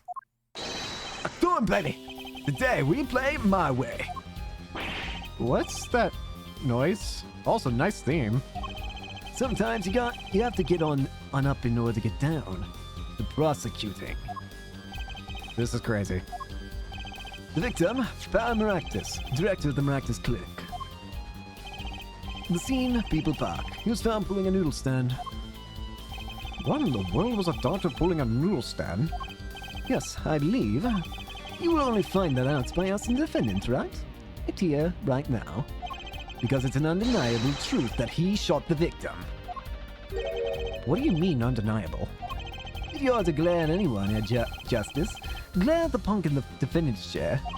This crime was witnessed quite clearly, you see. Very well. Please admit this witness to the court. Oh, there we go. Okay. Yeah! 9! Not yet. Thus, there's a little matter to be cleaned up. Could you talk without the accompaniment? I swear I could see the guitar for a second. What is it, Prosecutor Gavin? The motive, Judge. Why did the little punk do it? Why did he kill the director of the Maractus Clinic? Objection! You're jumping the gun a little here, Boyle. Not so fast. The defendant doesn't have to explain that. No? Would have the defendant specifically requested to do so, as he did this morning. I want to give a shout out to all my homies, I believe he said. What? This is good. What is right? They always say that on stage you should hit the crowd with speed and ferocity. Sounds like he got you good, huh, Polly? Well, this is highly unusual, but the court will now hear from the defendant concerning his motive in the crime. So, you, son, are the defendant. Walkie, are you? You son, old man. You stepped up to a Kitaki. You best be prepared to step strong. You step to a public official. You best be prepared to step into jail. Yeah, handsome. Wonky sure has guts. It's not his guts I'm worried about. Well then, the court will now hear testimony on the defendant's motive. From the defendant himself.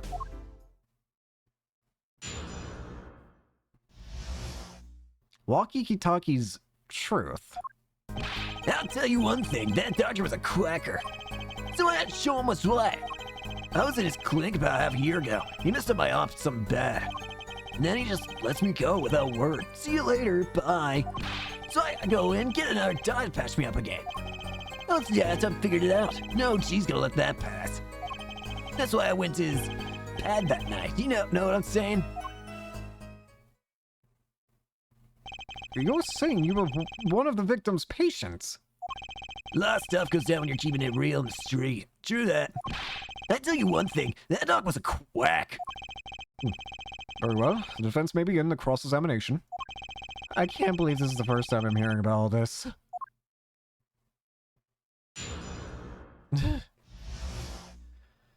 Here we go. Alright. Whoopsie daisy. Hold it! First of all, the word you're looking for is quack. And isn't that a little harsh? He's your family doctor. Well, that's you, Pointylocks. Who do you think you are? Your lawyer? Look, I ain't trying to hear that. He was a quacker, plain simple. Someone had to show him what's what. By someone, you mean... Was there anyone with a score to settle with this doctor? Besides you, I mean? You better ask somebody else, Holmes. What do I care? I made up my own mind, do what I had to be done. Straight gangsta style. But why were you so mad at this doctor? Yo, sit back and listen while I drop it, J-Man.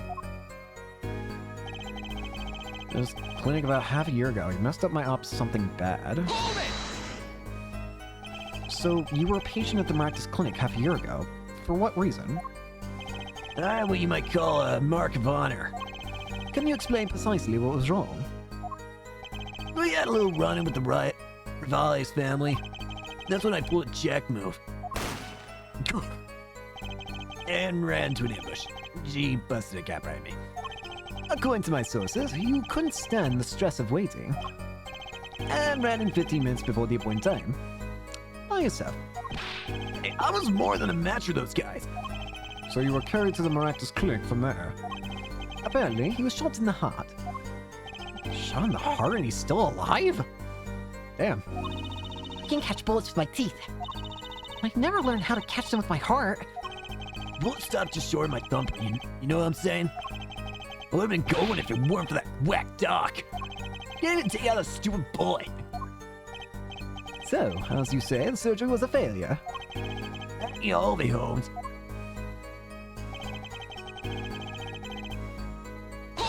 Okay. What do you mean he just let you go without a word? What do you think it means? It's whack, that's what. I'm not sure what that means, but it sounds bad. It sounds as though a doctor wished to hide his mistake. This is why he let the defendant go. He's a liar, straight up. He's a better G than me. Gotta go in and get another death bar. So, this boy's still... You know it. I can still feel it. Right there in my chest, pressing up against my heart. Your words are like a bullet shot straight into my heart. Or something to that effect. Incidentally, that's from one of our hit singles. Well, this sounds like a straightforward case of malpractice. Word, J-Man. We're no accident, that's a shizzle. It seems that there are issues with this doctor. Man, put him down is like doing the world a favor. Walkie, please consult your lawyer before saying things like that. Shut up, Apollo. Back straight. But why'd this mistake only come to light that day? It was done during the family health checkup. The family health checkup? That was the wackiest thing of all. Oh, it's G's lining up taking eye exams and all that. Better die young than fade away, bizarre. A relief to hear.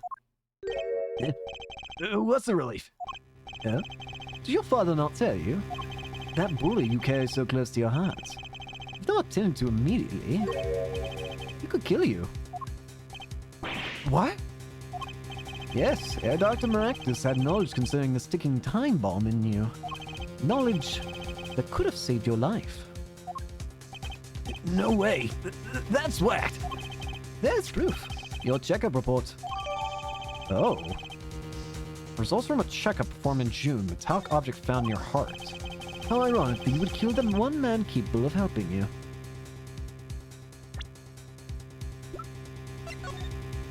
Patient's name was Waki Kitaki, age 19, male. Report was filed June 14th. And notes, metallic object found near heart. Urgent exam needed. You're almost as careless as he was.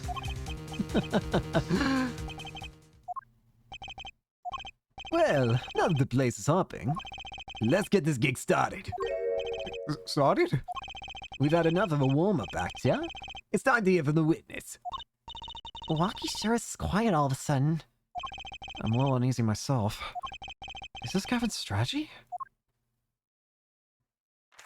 Hi. So, you will tell us your name and occupation? Look. My name is Wesley Stickler. Wesley Stickler. By occupation, I take it you refer to some of society at large. I support a livelihood, under which definition I must confess to being unemployed. However, we must acknowledge the meaning of identity, which is commonly attached to this notion of occupation. And once we have accepted this reality, we see that our confusion is not thought per se, but derives from the vagueness inherent in all representations of thought. By which he means to say that he is a student. A junior at Ivy University, if I'm not mistaken. Yes, in the Department of Science and Engineering. Filled with a curiosity for all things, I spend my days in pursuit of the truth, honing my Stickler. Please direct said curiosity to the case at hand today. Very well, Mr. Stickler. I had to get comfy in my chair. Please testify to the court about what you saw the night of the crime. To us, quite simplistically, what I saw. However, we must understand that our Homo sapiens possess two eyes, that each is designed to perceive and interpret their sitting images into form of singular.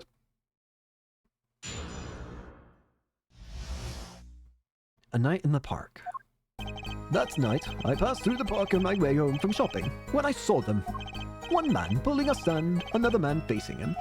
I saw them quite clearly. The man facing the victim was the defendant. In his hand he held, yes, a pistol. He was pointed at the man pulling the stand. A shot! The bullet hit the man pulling the stand from the front, square in the forehead. Square in the forehead? Was there anyone else in the park at that time? That doesn't add up, but I don't know if that's quite enough. I'll keep that in mind. That could be what it's referring to as weird, but at the same time, that feels like almost too specific. Was there anyone else in the park at the time? I can say with 100% accuracy that there was not. The pistol our witness refers to is this. Court accepts this into evidence. Weapon left at the crime scene. 2 rounds were fired. Fingerprints were wiped. Very well. Mr. Justice, you may cross-examine the witness.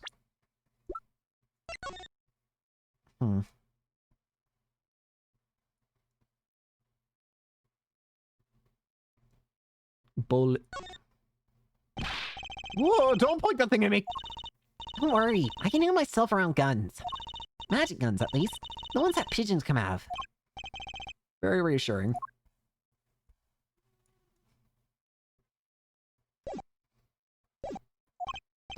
Yes, Your Honor. Trucy, why are you staring like that at the witness? That man. I can't help but feel I've seen him somewhere before. Yeah? Okay. Okay. And I saw them. On the way home from shopping, you say? Why go through the park? A fascinating inquiry, revealing me culpable of being insufficiently verbose. Let us consider the time saved by passing through the park on the way home from the store. In that time, I am capable of solving 2 GMAT problem sets. On average, it requires me 3 minutes, 24 seconds to complete one set, so ergo, the 2 sets and complete is 48 seconds. However, in the case that the questions are in the verbal category, admittedly not... That's enough! Enough! I get the idea! Mr. Justice, the court hopes to finish this cross-examination sometime this month. Please, I have a recording booked after this trial. And I've got a show to perform. Gee, sorry you're all so busy! Ugh, everyone's a critic! Were these men talking by any chance? Now that you mention it, they were, though I cannot claim I heard them clearly. Only fragments, such as, "You lied to me, Owen. I'm gonna give you a taste of your medicine, pal." It's just as our defendant claims. I believe he wished to teach the victim what it felt like to take a bullet in the heart. If this is true, then this is a vital piece of testimony. Sounds like he heard them clearly enough to me. Huh? Might I be allowed to amend my testimony? What now? To be precise, he did not say pal, but man. Yes, that was the way of it. I swear on my diploma. What's the difference? And this other man, who was he?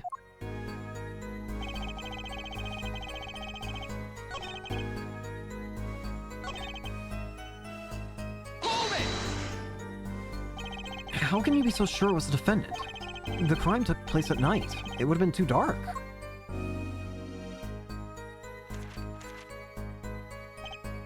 Perhaps I was remiss in not mentioning this earlier. Huh? You see, in class, I always sit in the very backmost seat. Do you know why? Who cares? Because I do not wish anyone to copy my perfect notes. And this relates to your testimony how? I mentioned this to illustrate my predisposition to that which is perfect. It was dark, you say, yet there are lights in the park.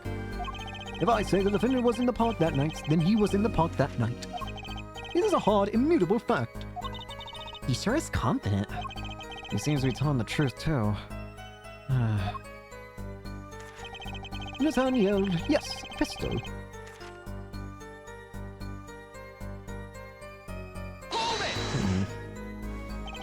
Are you sure the pistol you saw is the same as the ones you just submitted as evidence? Am I sure? Surely you just. Also a common witness what he attempted to say. Huh? Yet I am no common witness. I see not only events as they are, but the logical structure governing these events. First, we must consider the fact that it was night in the park, which indeed restricted my field of vision due to the insufficient levels of illumination.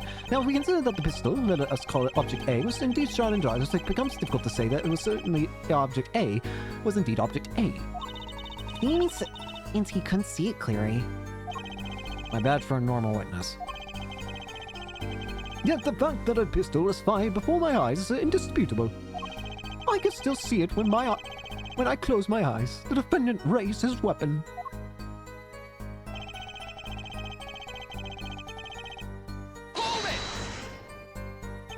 Are you absolutely certain only one shot was fired? Yes, of course it was one shot. What do you ask? Ah, contradiction, finally. Mr. Stickler, according to the court record, the pistol was fired twice. Clear contradiction. Good eyes there, Justice. You're cool. Real cool. Huh? You really think so? Yep, there's no reason why this other shot had been fired that night. Meaning, this pistol came from the Kitaki family mansion, yeah? I think it's not unreasonable to assume the pistol had been fired once before that night. During, perhaps, another altercation? He's got a point. Judging from his smug expression, I'd say Prosecutor Gavin had that answer right before you even spot the problem. He seems pretty confident in his testimony. He always makes the biggest mistakes when we're our most confident. He's got a weak point somewhere, Apollo. Find it. Right. Better get that testimony on our listen.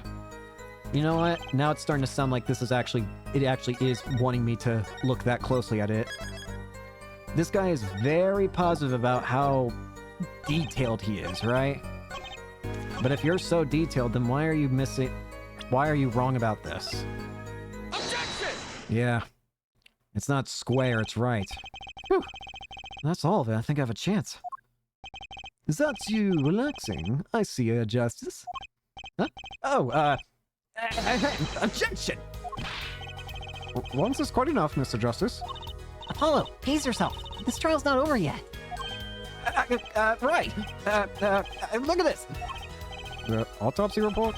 Is there a problem with the autopsy report? Right. Problem. Yes, the problem is the location of the entry room. The location? You testified that the killer shot the victim square in the forehead, did you not? Ah, I have already determined your angle of inquiry. Allow me to explain. It is quite simple, really. First, understand that when I say square, I speak not of geometrical absolute. What do I mean by this? For example, the deflection of a meter is the wavelength of the light emitted by a krypton particle, as we all know. In addition, it is a well-known fact that the krypton particles are rare and invisible to the naked eye, which points to a basic fallacy in your line of reasoning, namely that... Mr. Justice? Yes? Was your objection to these, krypton particle things? This is a big time. This is a big time, and yet you are so obsessed with something so small. You disappoint me. No, I'm obsessed with something big. I mean, there's a bigger, less nitpicky problem here. Do tell. Just look at the autopsy report. The location of the entry room was the right temple. The temple? Mr. Stickler, you said quite clearly that the victim was shot square in the forehead. That's a contradiction. Isn't it? It is, right? Finally. Objection! Oh, God. Justice. Oh, Justice. Yes? Your tactics are outdated. Trying to shake the witness by objecting to trifles. Surely you haven't forgotten the fatal wound your master suffered 7 years ago? Phoenix writes, was it? Look, I know the wound was in the wrong place according to this testimony. Hey, F4. Excuse you! Air forehead? Forehead? Let us imagine you are walking through the park. You see two men facing each other, one with a pistol trained on the other. What would you do, F4? Well, I guess I would try to stop them? I'd probably shout stop. And you, Fräulein? Me? Well, I'd probably scream. Ah! And you, Herr Stickler? What did you shout, I wonder? If the victim turned his head at the last moment... Oh, yes. Thank you for jogging my memory. It sounds like an addendum to the testimony is required. Alright. A Night in the Park 2. As soon as the killer raised his pistol, I took action. Cease this at once, you two! I cried with composure. The victim turned in the direction of my voice, and shot rang out. Whereupon our cowardly killer, the defendant, appeared to have become frightened. Tossing the pistol aside, he fled from the scene. I see. So you attempted to stop the crime? Indeed. With composure. Well, maybe the criminal wouldn't have fired if he hadn't shouted like that. That doesn't really matter now, unfortunately. Let's consider this new testimony, shall we? Observe the diagram, if you would. The witness, Mrs. Stickler, was it? Stood here. He shouted, "Ho, stop, please," or something of this nature, and the victim responded by looking in the witness's direction. If the killer would have fired at just that moment, as we can see, the bullet would have struck the right temple, as in the report. It does seem to be the case. Witness the power of a junior in Ivy University's Department of Science. Very well, Mr. Justice. You may cross-examine the witness. I get the feeling there's something I just felt that felt wrong. I don't know what it was, though. So you saw a raised pistol. Weren't you frightened? It can be said we students of Ivy University just know no fear. The moment I saw that pistol, my inner sense of justice compelled me to take action. It was certainly brave of you. You might have gotten shot. You certainly were lucky. If I were in the killer's shoes, I certainly wouldn't have left the witness behind. He actually looks like he had no idea he was in danger. Regardless, I attempted to halt the bloodshed. Cease as I want you to, I cried. With composure. Are you sure both men were able to hear your voice? They were, of course. My high, exquisite voice echoed through the park, and the victim responded to that clarion call. Quite.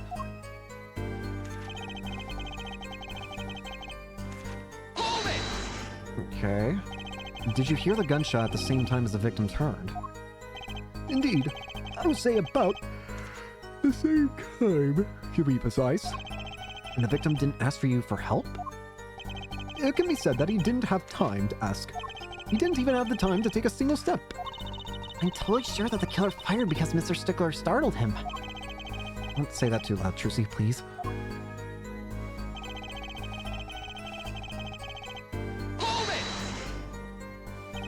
Can you describe the killer's actions more clearly? He seemed quite surprised, especially considering that it was he who did the deed. As we can see, human psychology is a tangled web indeed. He simply couldn't believe what he had done. He shot, he panicked. A common tale, but true. Unfortunately, before I could take further action, tossing the pistol aside, he fled from the scene.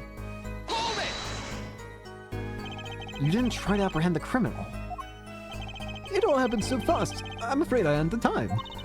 Doesn't something about that strike you as odd, Apollo? What? The killer was in a hurry, right? He fired the pistol and tossed it right away. According to his testimony, that's what happened, yeah. In that case, I'd expect to find something we didn't...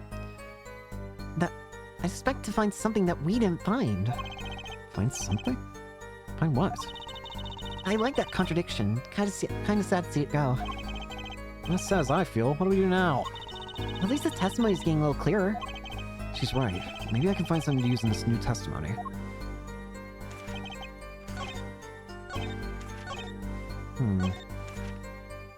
Tossing the pistol aside. This is what's wrong. So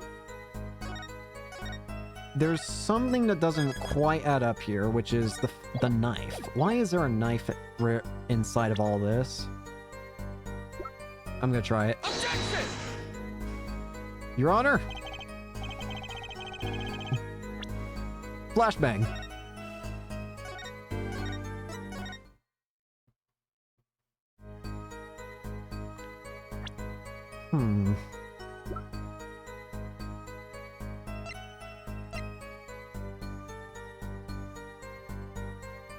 Tossing the... Appear to become frightened.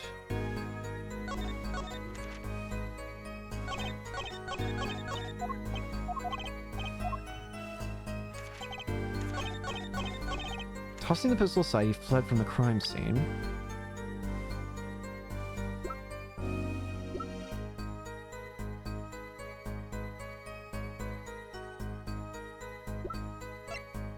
Objection! Some don't seem right, though. Wait a sec. Another misleading request. Yet you're so beholden to your own mode of discourse, you can't see how it affects you. Come again? Wait a second, you say? A second? Oh, we intend to wait just that. A single second, 1/60th of a minute. That's hardly enough time to draw breath, let alone make a statement in court. Now, how'd you ask for a longer period of time, say 3 minutes, 35 seconds? Mr. Justice, Yes, Your Honor. am I to understand you objecting to the length of a second? Yes! I mean, no. Here, just look at the pistol. It doesn't have a single fingerprint on it. Ah, a common ploy made all the more common, I fear, by the prevalence of television. Criminals these days are loath to leave fingerprints. Wait, but you said the killer tossed the gun and ran. That's right. He didn't have time to wipe the gun for prints. Ah, the little girl sticking it to the university student. There's a song in there. Not little. Then let's think like adults, shall we, Fraulein? Huh? Well, the defendant, was wearing gloves. I admit, I didn't think of that, Apollo. Bruh. Well, Mr. Justice, Could the killer have been wearing gloves? No, he couldn't. There was zero way. The record of the murder weapon is very clear about one thing. The fingerprints were wiped, which means some trace of prints remained. Which contradicts your testimony. If everything happened as you said it did, he wouldn't have time to wipe the pistol.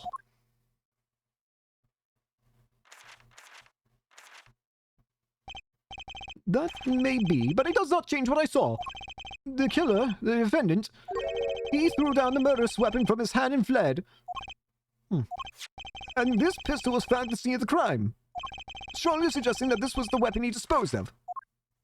That sounds solid to me. Well, Floyd, any of your precious objections?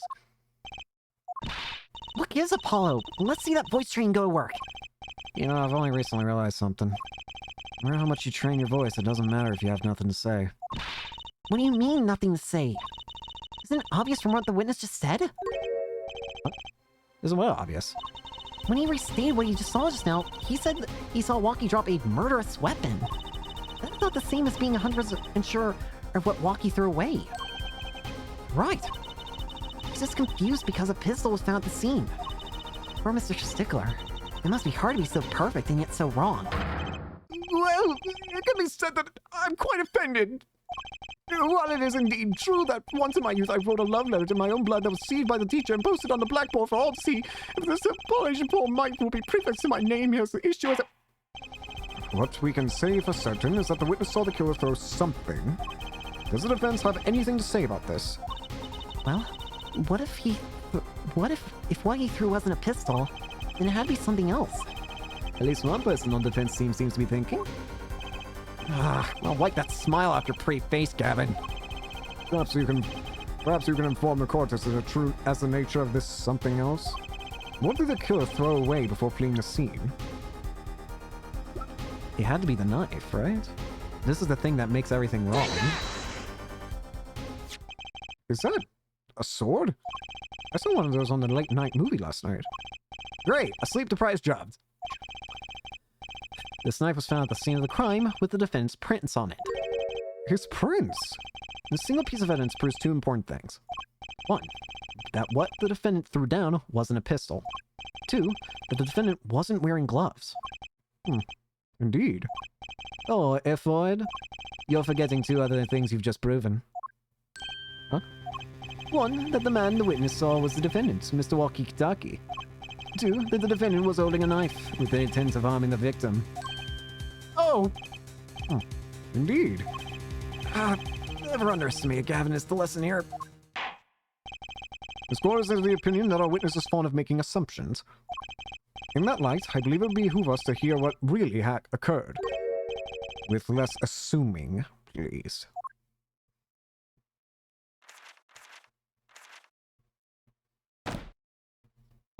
It is always the same with you people. Mark left the house on foot and left 5 minutes later his brother left after him. How long would it take for Mark's brother to catch up to him? Assuming that Mark never had to stop for a traffic light. Assuming... Yes, that's what I said, assuming! As if that were a probable situation at all. Yet here you are assuming that my assumptions is no better. What this court assumes is that the witness will testify as to what happened after the shot was fired. Alright. From shot to call. I could not prevent the killer from leaving the scene, nor could I simply leave the scene in good conscience. Ergo, I used my cell phone to call the police. Until the police arrived at the scene 10 minutes later, I saw no one else. Wait a minute. Wait a minute. This is yours. Wait a minute. You're... Oh, God. No. One thing at a time. Let's just get the phone connection down and then I'll... Why didn't you chase the killer? He was, as you say, a killer. Of course, I could have run him down, yet what would he have done when cornered? Sadly, it takes more than an aptitude for solving quadratic equations to know that. Did the testimony earlier not prove the defendant's presence at the scene? And do we not also now know that there was no one else there? It seems clear that we have our killer. Does it not? Does it not, Mr. Justice? I better find a way to take this testimony down quick. Oh, God. This is getting fascinatingly weird.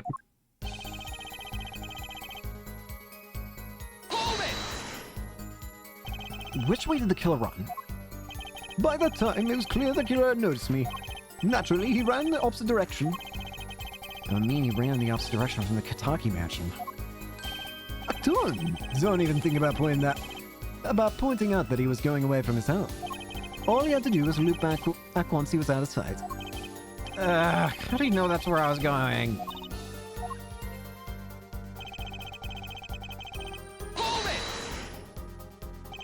You were certainly composed for someone who had just witnessed a killing. If one is to devote one's life to the pursuit of science, one must never flinch at the sight of a little blood, nor be so moved by a chemical discovery that one drops one's flask upon the lab room floor. Ooh, cool answer. Very cool. So, nothing strange about how he acted. Trucy looks like she has something to say. I think Trucy's found out the same thing that I did. Alright. I can't hold it. I can't stop this anymore. Let's just get down to it.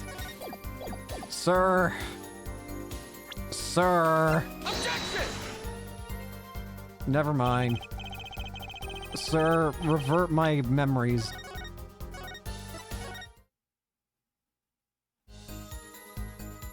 Hold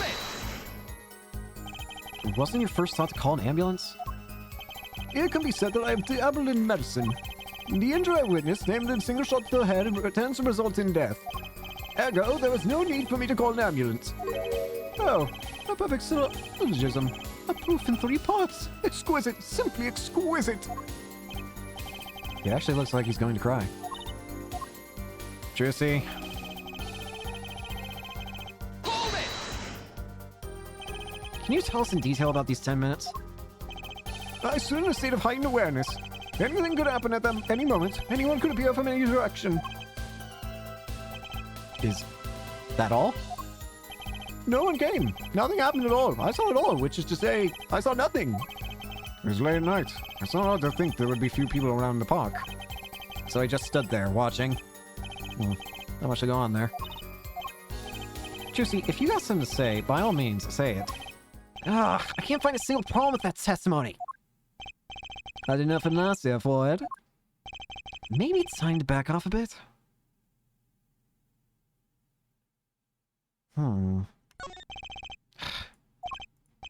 There's nothing fishy about that testimony at all. It appears there are no objections to the witness's current testimony. There are any number of ways to explain the lack of prints on the pistol, I assure you. Perhaps the killer really was wearing gloves which wiped the previous user's print off. Then, after the deed was done, this fell out of his pocket as he was throwing the gun away. A mistake befitting of a small-time punk, in my opinion.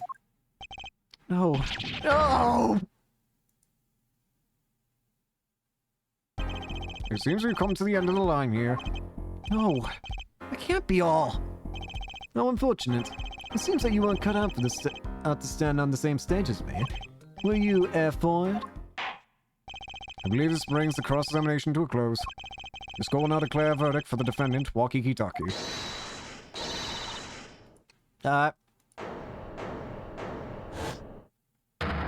Whoa! Trucy? Nobody move. What's the meaning of this? Who are you? There'll be no Vert in this court. Not yet. Wait, are you one of the Kitakis? The Kitakis? You mean the notorious gangsters? If you don't want to see me give the pretty little girl a new smile, do as I say. Adjourn the court for 20 minutes. What? This court will not bow down to the pressure from the likes of... Judge? I see little points in further aggravating this gentleman. Recess. 20 minutes, or I promise you'll regret it. Wait! How did he disappear so fast?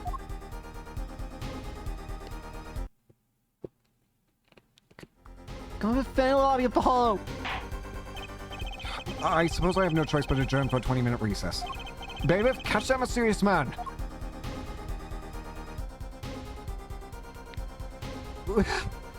What is going on? Apollo's got the wackiest cases that I've never seen before. No. Trucy?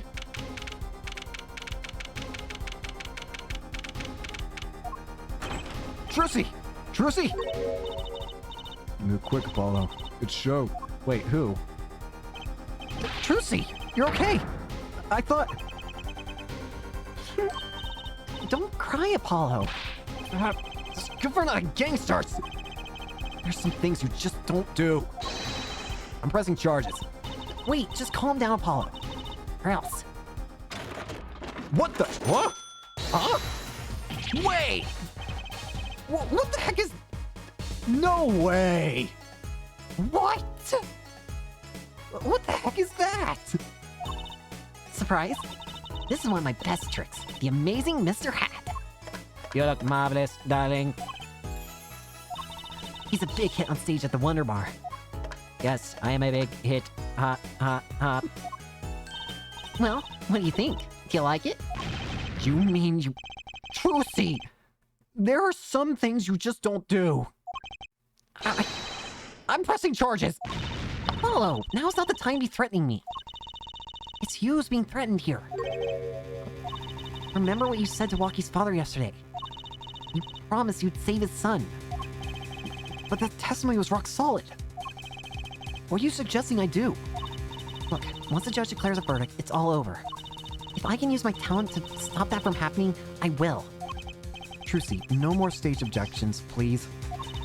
I'm not talking about magic, Apollo. I know when the witness isn't confident. I can perceive what he's feeling. It might not mean anything, but it's all we've got. You can see what he's feeling. It sounds familiar. A little twitch, just a slight bit of movement. Think back, Apollo. Think back to the times when there was a contradiction in his testimony. All the times. All the times there was a contradiction. Well, I think I remember them, sure. There were 2 times when he made statements he wasn't confident in. And each time there was a contradiction. Miss Handheld? Yes, a pistol. He was pointing at the man pulling a stand. Tossing the pistol aside, he fled from the scene. He said the man tossed aside a pistol. But it turned out he wasn't sure, and sure enough, there wasn't a contradiction. Well, that's true, but how does that help us? Didn't you notice anything? Whenever he made a statement he wasn't confident in, he displayed a certain habit. Here we go. In his hand he held, yes, a pistol. He was pointing at the man pulling the stand. Oh. Did you see it? The very moment he said the word pistol, his finger got all tense, and he fiddled with the corner of a page in his book. How am I supposed to see that? Well, I could see it. How else do you think Dad went 7 years without losing a game of poker?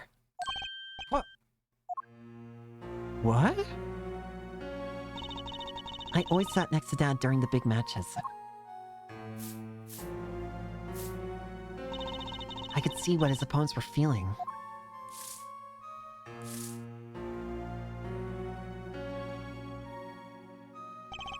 You mean that's how Mr. Wright won all those games? It's not cheating officially, I wasn't looking at their hands or anything. And I wasn't there all the time either. Dad's quite good at poker after all. Not good enough to go undefeated that long. Great, so he cheated. But what does that do for us? I don't believe this. You have to listen to his testimony one more time. No, scratch that. You have to watch his testimony. Perceive the truth. Watch a testimony? Perceive the truth? The only thing I'm perceiving is that I'm going to lose. Not true. Dado said so. He said you have the power, Apollo. Mr. Wright said that. Watch a testimony. Perceive his true feelings. Is she serious? Time's up. Sorry, I can't think of any other way to help this out of this one, Apollo. What was that she said before the trial started? Huh. Mr. Wright's not here today.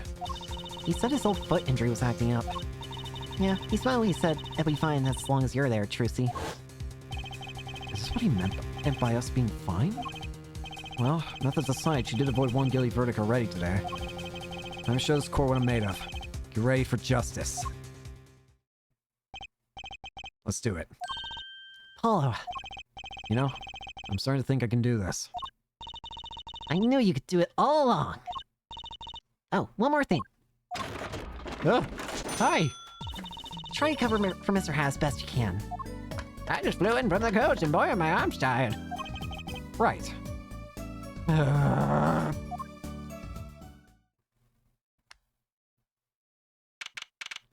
So, how in the hell am I gonna get my way out of this one? Court is now back in session. Right, we're fine. I'd like to say the young lady standing next to you, Mr. Justice. Oh, you mean me? Don't you have anything to report? Anything concerning the mysterious phantom in the silk top hat? Ah, right, him. Don't worry about it. I settled that. You settled that? Yes. It was a out-of-court settlement. Right. Perhaps Fraulein would have us believe it was nothing more than a passing dream. A fantastic illusion. Now you see it, now you don't. Am I right? I think he's onto me. I wish he would stop being so. So cool. Let's dispense with these niceties and get straight to the matter. What are your plans for our gifted witness? Right. The defense would like to request another cross-examination. Because I forgot to ask something. There was no issue with the witness's previous testimony. I will grant you a request, however. This court will not permit stalling for time. Understood, Your Honor. Don't forget Apollo. When he isn't sure about something, he has a habit of fiddling with his book. I have to watch the testimony. From shot to call. I cannot prevent the killer from leaving the scene. I feel like I should save.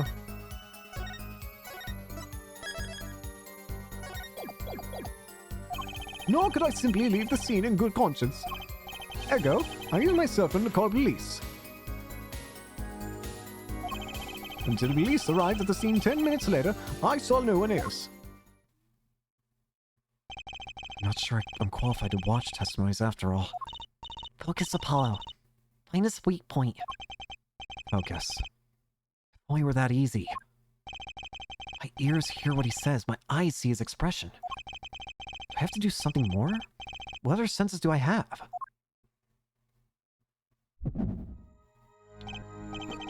What's this? My bracelet? Oh. Bracelet? What's going on? My bracelet feels different somehow. I think Dad was right. You can see it, can't you, Apollo? We're almost there. Find the weak spot in his testimony. I know this sounds crazy. My bracelet is trying to tell me something.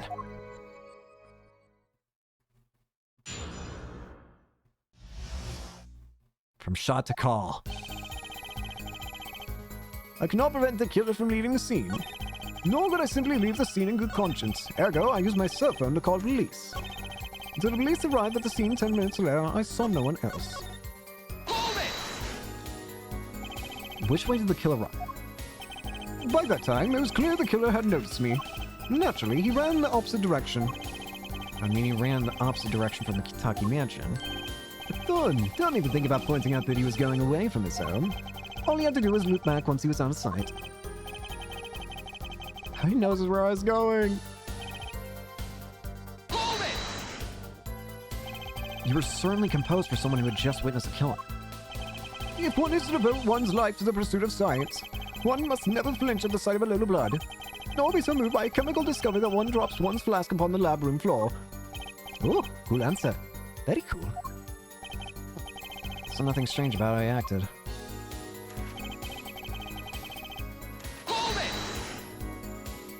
So, you called immediately after witnessing the murder. The police undoubtedly have a record of the call. Why not check with them? Wait, Apollo! This has to be it! Wait, you mean his habit? Don't forget Apollo.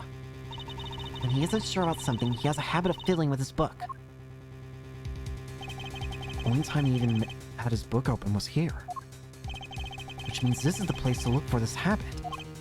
I don't know how I know, but I know. Know what? It's my bracelet. It's different somehow. I can feel it reacting to something about the witness. Your bracelet?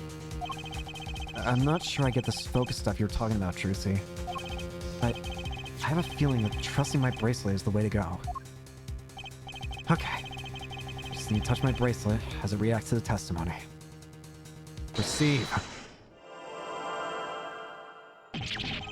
What's going on? I can see the witness' face. His expression so clearly, it's filling my mind. I see nothing else. Hear nothing else. Huh? Trissy, what's happening to me?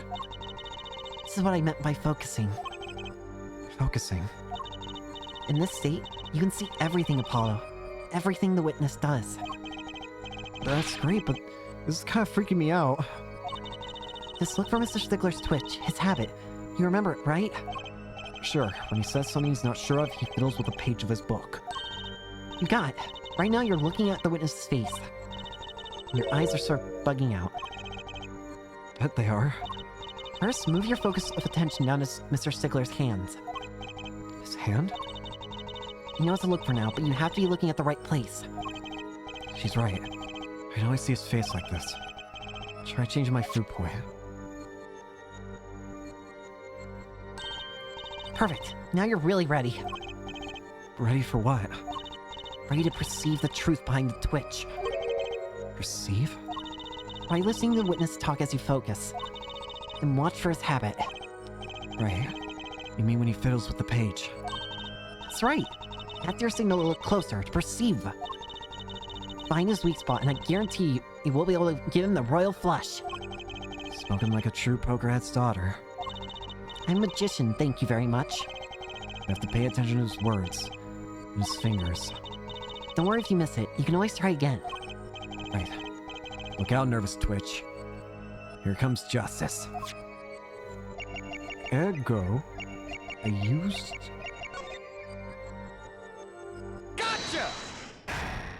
I used my cell phone. So why is it you're getting nervous about your phone?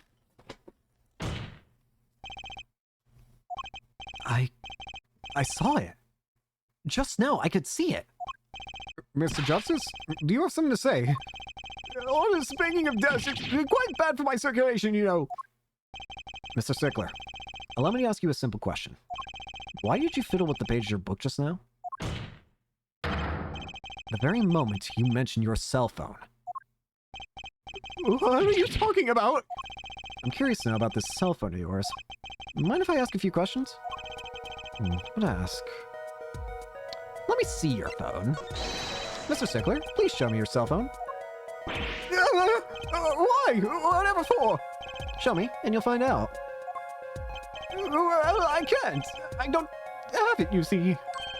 You don't have it? Mr. Stickler? Is this your cell phone? Where did you get that? It's the phone from yesterday. Yep. Look, a cell phone. Someone dropped it beneath this tire. Car moved it would be crushed for sure. It belongs to the doctor here. How strange, Mr. Stickler. Can you explain why your cell phone is sitting here in my hand at this very moment? Wait a minute. What is the meaning of this? This cell phone was found yesterday in the Maractus Clinic garage. Maractus. Why, that's where the victim lived. That's impossible. Mr. Stickler, you lied to the court, didn't you? If your cell phone is here, how could you have called the police?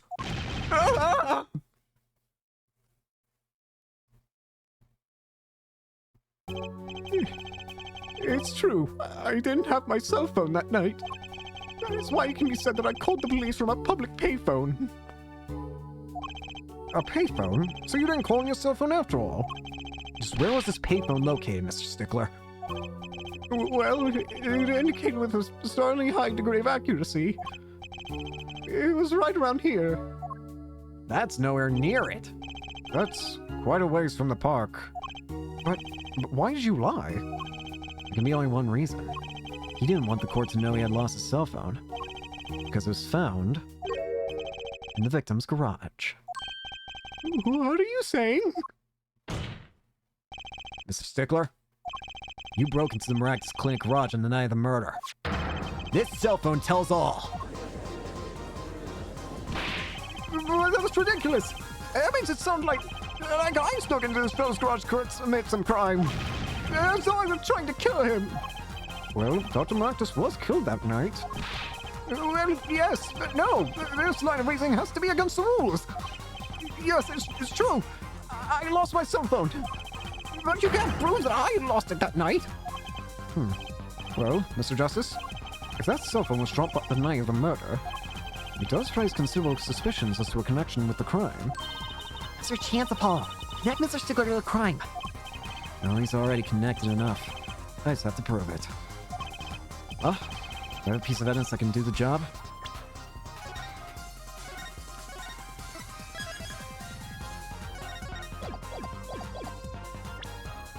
Connecting him to the crime.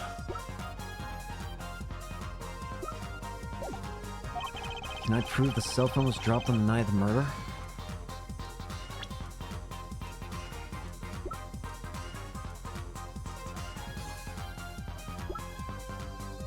Wait! 10 p.m. Does this say...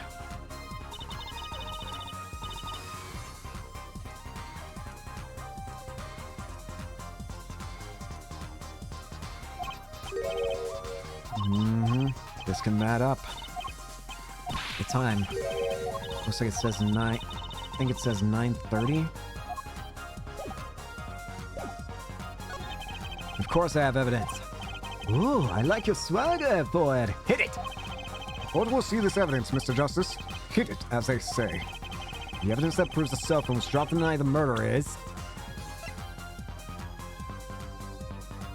Wouldn't it be the phone itself? Well, Prosecutor Gavin is an idiot.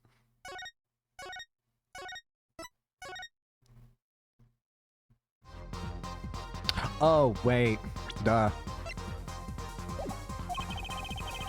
Also, I should have saved it at a closer point in time.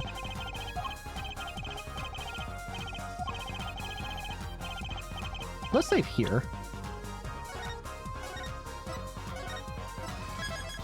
Just in case. The evidence that proves the cell phone was dropped the night of the murder is...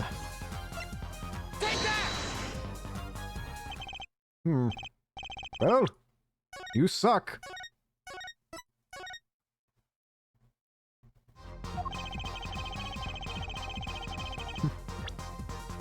Bash! No! Oh god, don't tell me it's gonna be... It's gonna be this! Well, Prosecutor Gavin, can I lock this man up now?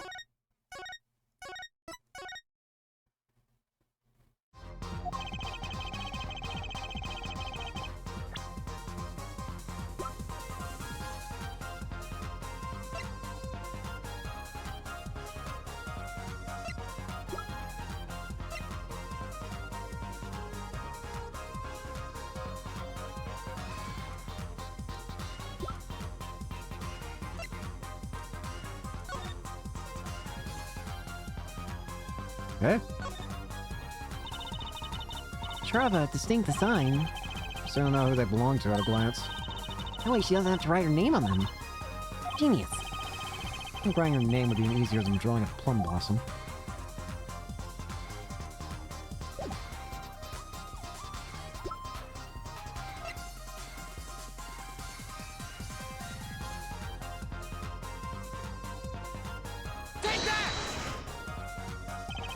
That's a side view mirror.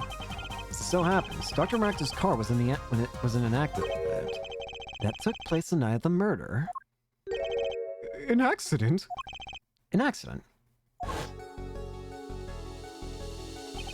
It happened a little after 9 p.m., just outside People Park, our murder scene. Dr. Maractus' car hit a pedestrian. What are you trying to say? From the absence of a mirror, it's clear that the car was parked after the accident, which means it was parked there after 9 p.m. on the night of the murder. If your cell phone had been dropped before the car was parked in that garage, it would have been crushed. After all, it was lying on the ground right under the wheel. Ergo, Mr. Stickler, the only time you could have dropped this in that garage was after 9 p.m. on the night of the murder in the park.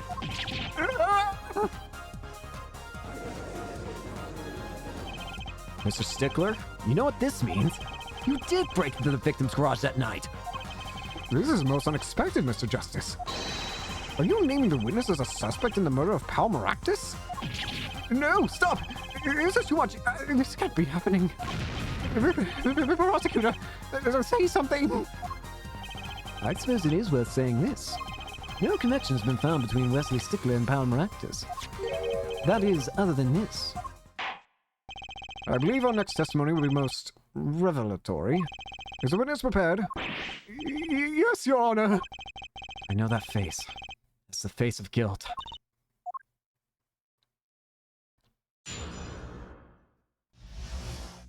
Stickler's truth. That night, yes, I went to the supermarket. I must have dropped my phone on the way back. And when I was walking through the park, I happened to witness the crime. I saw the killer, the victim at the stand, all as clear as day. It was him. I saw the defendant at the scene. Yes, but your cell phone was lying in a garage. Yes, well, as you can see, my model of cell phone has a defect. It is given to rolling. It's quite a pain when I drop it alongside the road, you know? Looks like a normal cell phone to me. In any case, Mr. Justice, the cross-examination, please. That's funny. My bracelet didn't react at all during that testimony. This nervous habit must not be acting up. I didn't sense anything either, actually. Looks like you're on your own this time around. Right, no problem. Oh, here comes justice.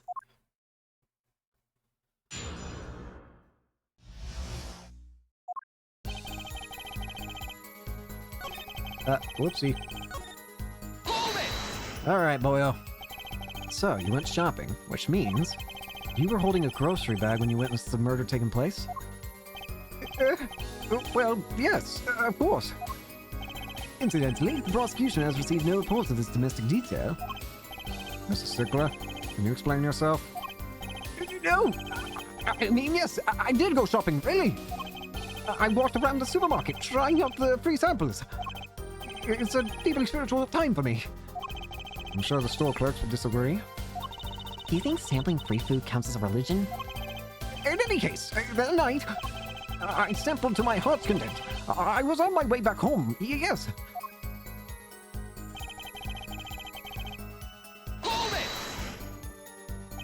That's when you passed in front of the Maractus clinic.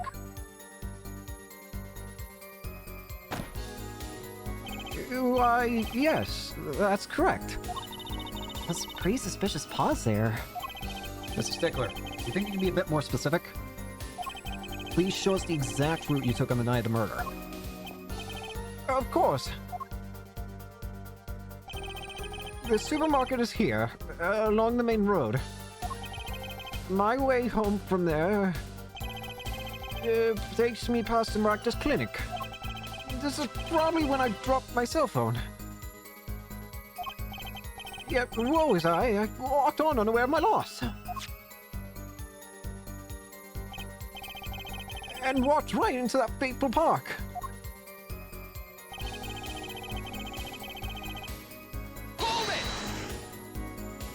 Which entrance did you enter the park from? Well, to be correct, one might say that I went in from the entrance closest to Maractus Clinic. The same entrance our victim used. Did you notice anything when you entered? Wheel marks from a noodle stand, for instance. I have no recollection of such a thing, no. Yet though I might have missed the tracks, I could not miss what happened next. I'm a keen observer, of the obvious, you might say. I saw the killer, the victim stand, all this...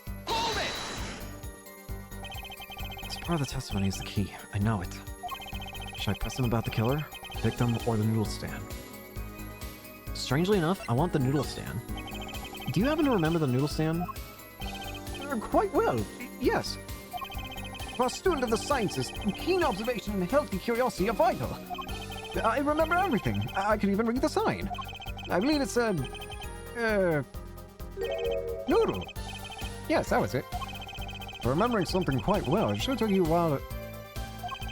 And thank you for telling us the noodles, those stand sells noodles. Very enlightening.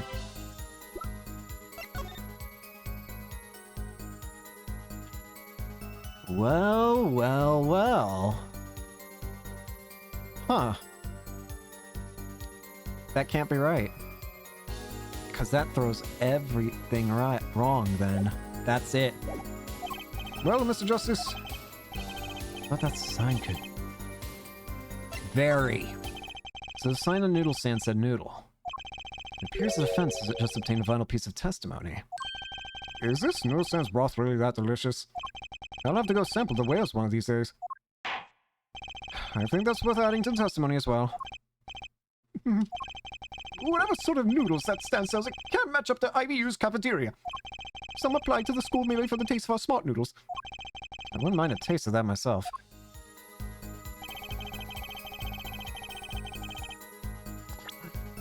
And this is the key.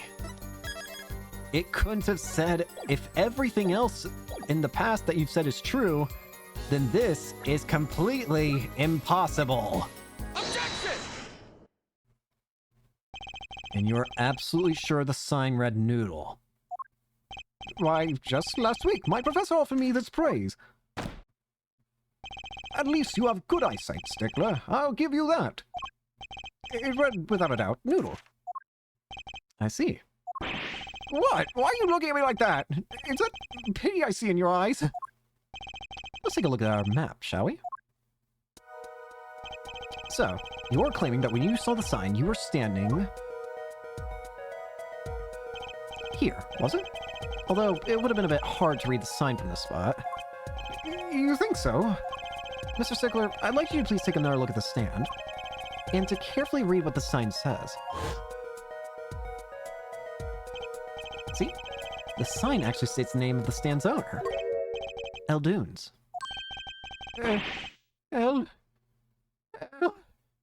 Inconceivable! I'm certain it was definitely noodle for sure. Positive. I'm afraid your professor was wrong about that eyesight. I wouldn't be so quick to jump to that conclusion. The sign you saw changes everything. The witness says the sign said noodle.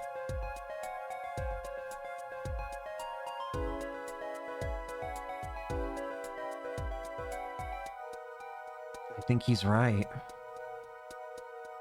He was right. It does say noodle. What would you say if I told you that there is one spot from which the sign would read the way that Mr. Stickler claims? What? Mr. Justice, show us the spot where the witness actually viewed the stand from which location. I mean, this is really bad spotting, but it would have to be from around here. Take that! The witness was standing here, on the opposite side. How do you know that? When viewed from the south, the sign on the stand reads Eldunes, as we know. However, observe the other side of the stand. Oh, this sign says noodle. Exactly. The name of the stand is split between the front and the back signs. Mr. Stickler, you lied to the court. You witnessed the crime from the northern side of the park, not the south. You got me! Huh? So what? So what? What does that matter if he saw the killing from the north or the south side? It makes no difference at all. He's right. Travel far enough to the south and you will end up going north. Viewed on a global scale, directions are utterly without meaning. Actually, maybe he's right. What does it change? It changes everything, Apollo. Where is he? Remember his testimony from before? Though, to be honest, I'm a little scared of where this is leading. Yeah. I don't like this. Oh, God. Killer and the victim are facing each other here. Then, at the moment the killer raises his weapon, Mr. Stickler shouts. At which point, the victim turns his head to look, and the killer fires his pistol. Of course, though, this becomes... That's why the bullet hit him in the right temple.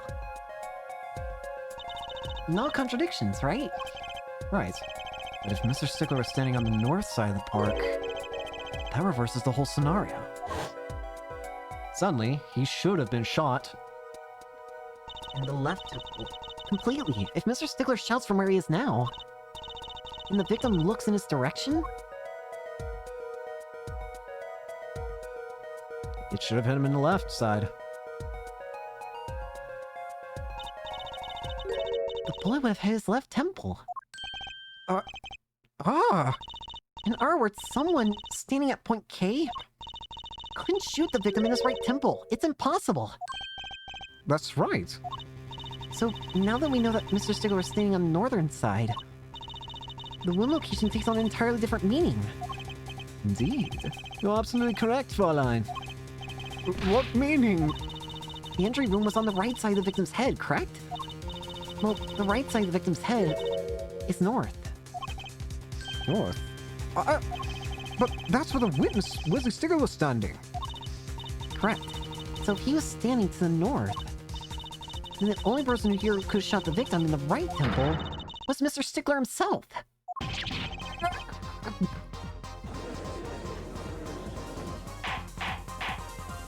Order! Order! Order! Wow. The apple didn't fall far from the tree. He flipped this whole case on its head while I was still figuring it out. Nice slam the wall. Clarify 1 point for me if you would, F-Boyd. What now? Are you truly accusing this college student of murder? Well, I can't say he exactly looks innocent, but something still doesn't feel right. I just can't picture him as the real killer. No, please! Lose aside, I'm a really nice guy! All my friends say so! Let's hear what the defense has to say. As cut and dry as I would possibly make the case, it's not true. What are you going to do now, Justice? Should I really accuse Mr. Stickler? No, I think he's a different kind of criminal. I don't think Miss Wesley Stickler is a killer, but he's not innocent either. His unusual silence tells me that much. Mr. Stickler, you seem unusually quiet. Tell us why now. One confession isn't in my dictionary. Forehead. I'm afraid it falls to you to elucidate Stickler's silence. Mr. Justice, you did say you were accusing the witness just now. For a crime other than murder, your reason? Court's all ears. I know he's guilty of something, but what crime other than murder is there? I have evidence that shows his involvement in some other crime? Your evidence? The court's all eyes, Mr. Justice. Shows evidence that points to the witness's involvement in a crime. For the love of...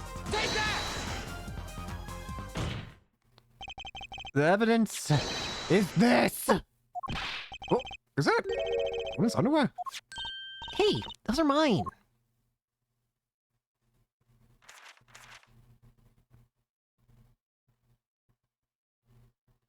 Would you cut it out?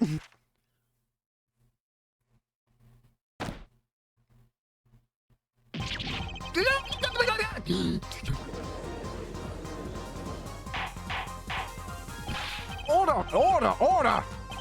Mr. Stickler. Well, I can't say this comes as a shock. It's all deceit. I'm the kind of good material. I swear it. On the night of the murder, just past 9 p.m., a young girl catches a underwear snatcher red-handed. Bravely, she gets chased, but the snatcher flees. I also just noticed there's a dog there, but I think that's unimportant. And hides himself in no other place than the Maractus Clinic garage. Huh. Incidentally, these underwear were found in the exhaust pipe of the car there. Presumably, he was trying to hide the evidence of his crime. Echo, while you may not be a murderer, you are guilty of underwear snatching in the first degree. Hear me out. It's not what it looks like. Order! Mr. Stickler, you should be ashamed. It's not what...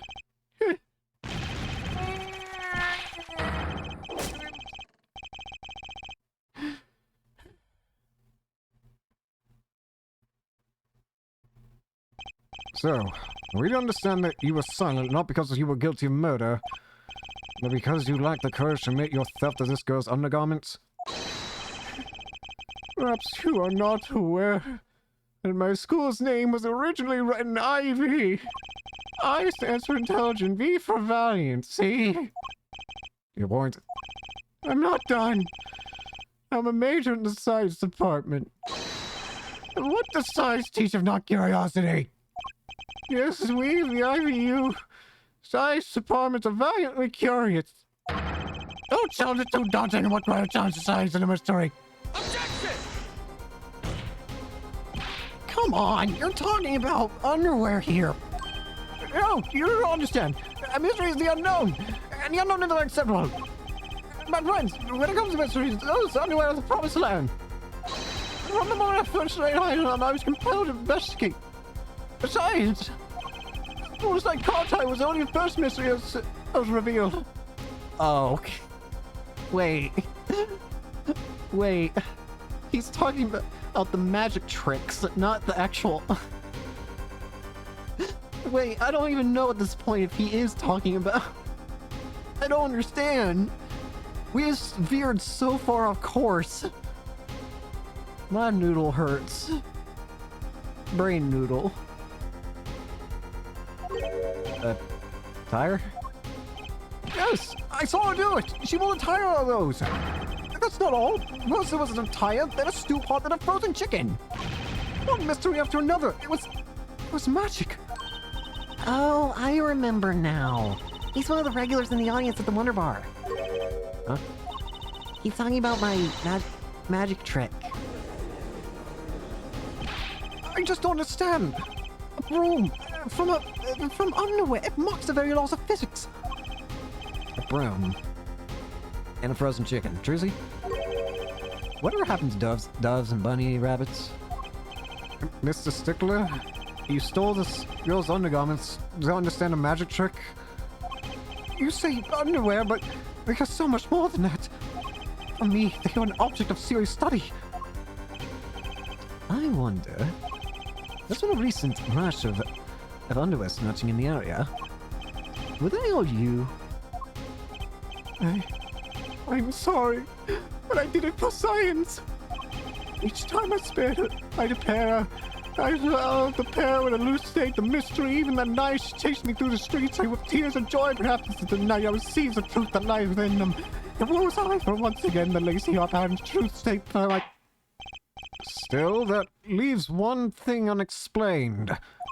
Ah, you refer to our witness's other lie, yes? The witness claims he saw the crime from the south, but was in fact in the north. Indeed. Would anyone care to explain why you lied about that? Be my guest, Forehead. Me? Did I not hear you correctly? Did you not say you do not accuse the witness of murder? Why then did the witness lie about his location at the time of the shooting? Well, have you no idea? Apollo, there's something about the way the diagram is arranged right now. When you think about it, right near where Mr. Stickler was standing, isn't there a... Mr. Justice, what say you? Yeah, I know why. I know damn well why. Do you have any evidence to show why the witness lied about his location? Ba-ba-da-ba-ba. The evidence that shows why he lied is this. More!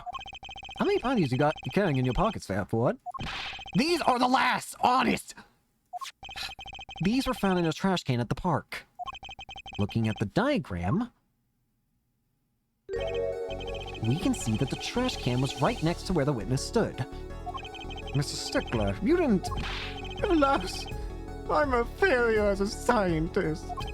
I can't unravel the mysteries of the universe. I can't even unravel a pair of underwear. So, these underwear are your handiwork as well? At night, I've been chased down into Maractus clinic garage. Weeping in frustration, I was forced to abandon my prize. Would you see how I felt? Believe me, I'd rather not. I hid in the garage for a short while. Then, abandoning the panties, I made for home. To avoid the office where the girls work, I went toward the south of the entrance. When I saw them hanging out there on a clothesline by a giant mansion. A giant pair. Apparently you didn't know those bloomers belonged to the mob. I had them safe in my pocket, ready to take home. When I stumbled upon a murder. The murder of Dr. Maractus. I reported what I'd seen, but as I waited for the police to arrive, I got scared. What if they searched me? That's when you dispose of the bloomers? Yes. It was a severe blow to the progress of science, but one that had to be borne. A fascinating, if disturbing, tale.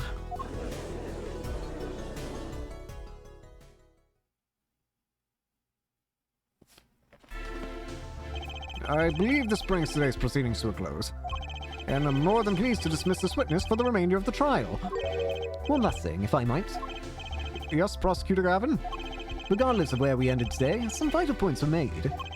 Namely, that the defendant, Walkie-Talkie, was at the scene of the crime, and he was pointing a weapon at the victim. One more thing, Walkie-Talkie has a clear motive. Indeed, the defendant Walkie-Talkie is still the prime suspect in this case. The only suspect, in fact, assuming there was no one else at the scene of the time. Yet a mystery remains. The location of the wound in the victim's right temple is yet to be explained. The court requests further investigation from both the defense and the prosecution. Sure, baby. No problem. Very well. This brings the trial for the day to a close. Court is adjourned.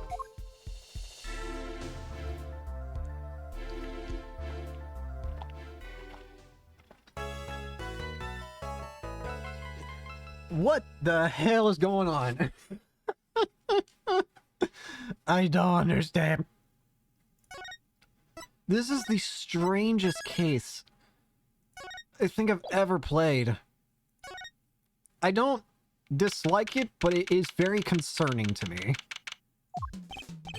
It's funny. This is the best way to put it, Apollo.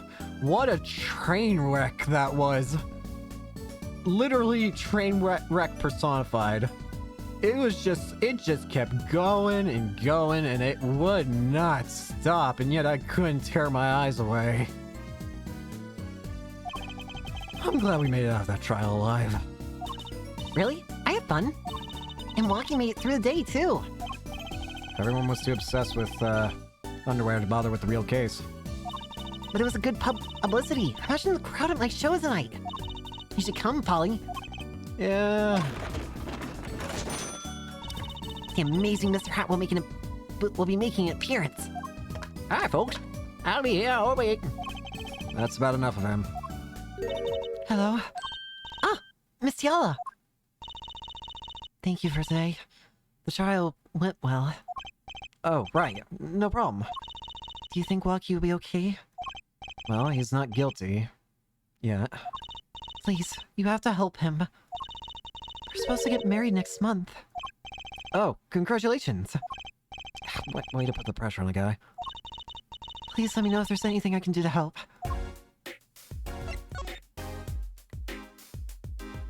Holy crap. Those boxes frighten me. I bet I'm the first magician to figure out how these make great shells. She does seem to be putting them to good use. But if you ever want to put it back together, you have to take everything off. Don't worry, I'll clean it up soon. And then we'll try cutting you up. Thanks, but I'll pass. At Blue silk top hat, just like the one Trucy's wearing. It's my trademark color, Juicy Blue. I don't think you can trademark the color blue. Standing out is everything when you're up on the stage. Bet you didn't know you've got your own color too, Apollo. Crimson Justice. You make me sound like some second-rate superhero. At least it's better than being a first-rate Super Zero. Hey, she got a point. There are all sorts of strange paraphernalia sitting on top of the piano. It seems It seems a shame to have all these props and not do a trick or two. you asked for it. Incoming! Hey, Mr. Righteous, was it? Waka waka. Justice, Mr. Hat. Apollo Justice. Justice? Apollo Justice what? That's what I want to know. Oh, you're hopeless. Please make it stop. Just let me know if you ever want to visit for Mr. Hat. Any other trick but that one, please? Floating spaghetti! Demon incarnate. A dish of plastic spaghetti, like some restaurants put on display. Where'd you get this anyway? It was a birthday present from Dad. It's so happy. You don't know how long I want one of these. I fell asleep with it cradled in my arms and spaghetti bent. Depends on what she really wants for her next birthday. A bowl of plastic food. Fascinating. A giant hoop used to levitate people. So, tell me, how does it work? Apollo, don't you know you should never ask a magician to explain a trick? I mean, you're hardly better than Mr. Stickler. Hey, I object to being placed in the same category as underwear snatching. Enjoy the mystery. That's the way to appreciate the magic. I object to this. A hot water pot sits on the magic table. Why is the stand for this table so flimsy looking? Maybe it looks better that way. I was hoping for a more professional explanation.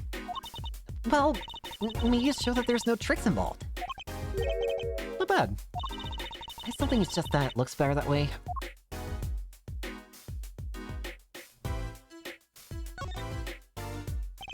It's Charlie, the houseplant. They've had it for years, apparently. That's Mr. Charlie to you. He's been here longer, after all. Right. Sorry. I'm sorry, Mr. Charlie. He was raised by a tribe of heathens.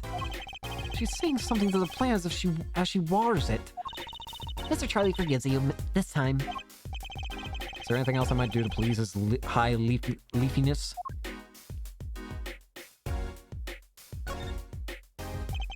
Some magic books are mixed in with the law books here. The magic books all look well used, but the law books are just gathering dust.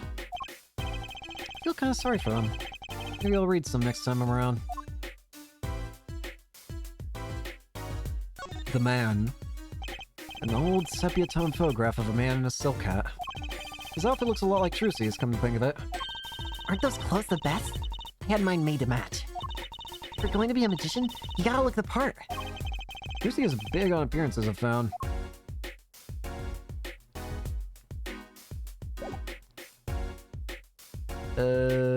Presente. Look at this.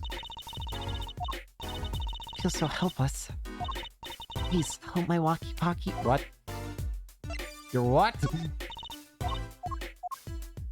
Help your what? I'm gonna show you everything. Do you have any comment? Let's just leave Mr. Stickler behind.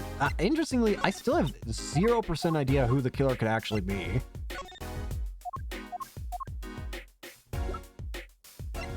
Absolutely none. It's definitely not Stickler, obviously, but... I mean, could it be Eldoon? No, that don't make sense. Could it be, Could it be Plums? Nah. It couldn't be Plum Killer. Hey, look at this gun. Marriage. Are you sure about marrying into the Kitaki family? I'm fine with it, and I love Waki with all my heart. Aw, that's so sweet. So it doesn't bother you that you'll, be married to a mob boss? I don't think so.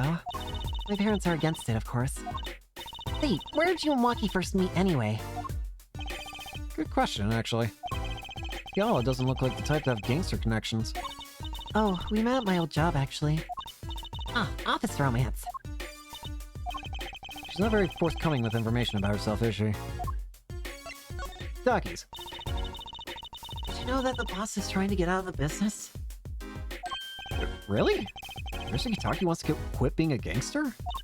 He's trying to transfer his assets into a normal company. He only announced it recently out of the blue. I hear there's quite a lot of confusion in the ranks. I wonder if this explains that apron. Oh, he's just trying to become like a chef or something. He's trying to be kind. I'm still scared by the lack of eyes, but he's cool. I can't imagine Waki getting along with that. He's highly motivated, isn't he? That's not the word I would have used. He said, I'll be the next big boss and keep the family alive. I think he's at that age when boys want to make a mark on the world. That's not the way I would have put it. His father moves in a lot of circles. He's really focused on profits. The Kitaki family's been making a killing recently. Again, not the way I would have put it. Waki says it's not about the money. They have the gangster tradition to uphold. Oh, a generation gap. They even got the ever classic what about the family business thing going. Usually it's the father worried about tradition. Can I ask you a question about Waki? I understand he was operated on by the victim, Dr. Maractus. Apparently, yes. I was in the clinic about half a year ago. He messed up my op something bad. And then he just lets me go without a word.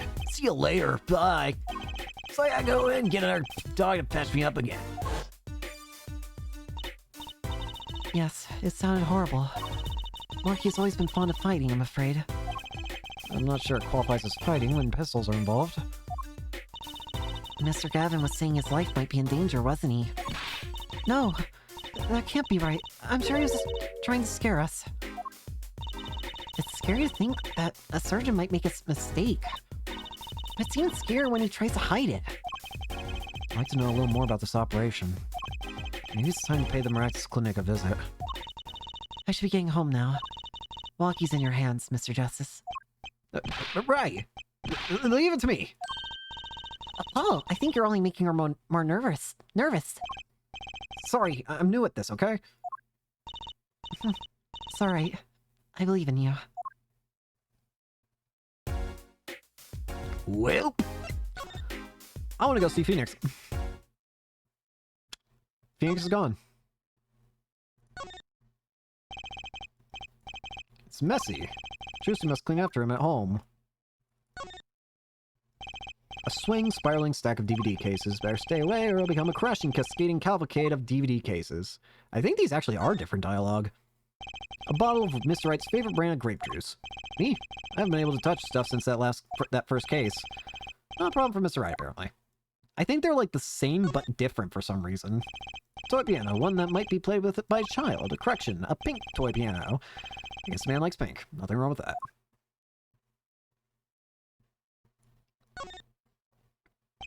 The TV's been left on. Looks like the Steel Samurai's in a spot of trouble. I'm sure he'll come back to win in the end. Mr. Wright likes those kind of stories. Yippee! Wrong.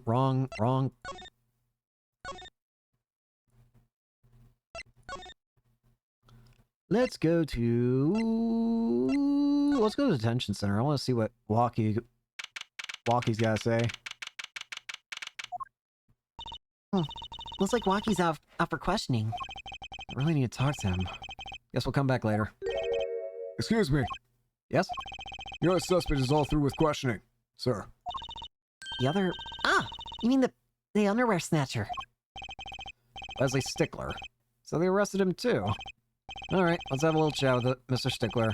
Hope I don't regret this. He's a valuable witness. He is a bit, precious, I'll give him that. He's probably going to hate me now. Please, keep this brief if you would. I'm quite busy. Hi, I need to finish this paper. It's you! Mr. Stickler. I'd like to have a few words with you. Very well. As long as they're few. Nothing would make me happier, believe me.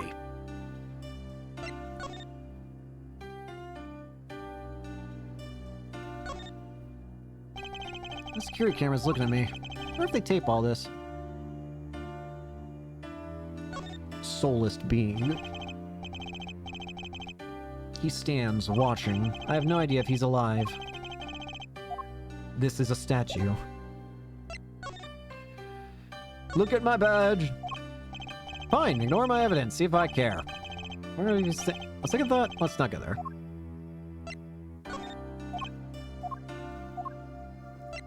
Look at this. How about look at this? Look at this. That's it! The mystery! The unanswerable riddle! Actually, they're just a normal pair of underwear. What? How is that possible? It just takes practice, that's all. Then you must teach me. You must! To think, if I could produce a pencil, an eraser, a textbook, a lunch, all from a pair of underwear, my life would be complete. He's serious, isn't he? Fine. Nope. What about dear? How about the knife? What about the thing that proves you have bad eyesight? Nope. What about the other pair? Nope. Nothing. I'm actually surprised. Da da da da. Howdy. Sir, we need to talk. Mr. Stickler, on the night of the murder, you stole... Wait! I cannot feel I'm being misunderstood. How exactly? Yes, that night I obtained a pair of underwear, it's true. However, it was my burning curiosity that drove me to it, nothing more. You want to know the trick to my underwear, right? You're here too! Oh, great Trucy cheats me! Huh? I must have secrets. My very existence hangs in the balance. Please, make me your apprentice. Apollo, help! I don't know. I think you'd make a great, lovely assistant. Don't say that, Apollo! Could you relate what you saw the night of the murder to us one more time? Why not? It would hardly differs from the testimony I gave in court. The defendant was there in the park that night, of this I'm quite certain. He was pointing a pistol or something like that at the victim. That's when I shouted, "Stop, you two! Let's resolve this like gentlemen!" And the next moment, a shot was fired. And this is all true? Really? My underwear are gone. My innermost heart revealed. What other reason could I possibly have to lie? I can't think of anything you'd want to hide more than underwear snatching. That's true. Sounds like Waki was at the scene of the crime after all. How I wish it weren't so. Well, I think I'm done here. Let's go to the Kitaki Mansion.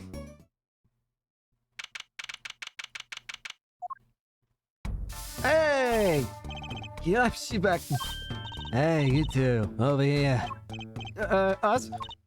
Yo, Lil Plum, what's up? I think all this gangsterese is a negative influence on Trucy. I heard you retrieve my bloomers. Well, I was just... the man speaks clearly and takes credit where it's due. You caught the thief, didn't you? Yes! Sorry, I caught him. You're cute when you're nervous, Polly. I'll deal with you later. Child. Get away from me. Enough about bloomers. What about my son, Waki? Waki? Well, clearly. Yes, ma'am! This is why I was kind of hoping we could avoid coming back here.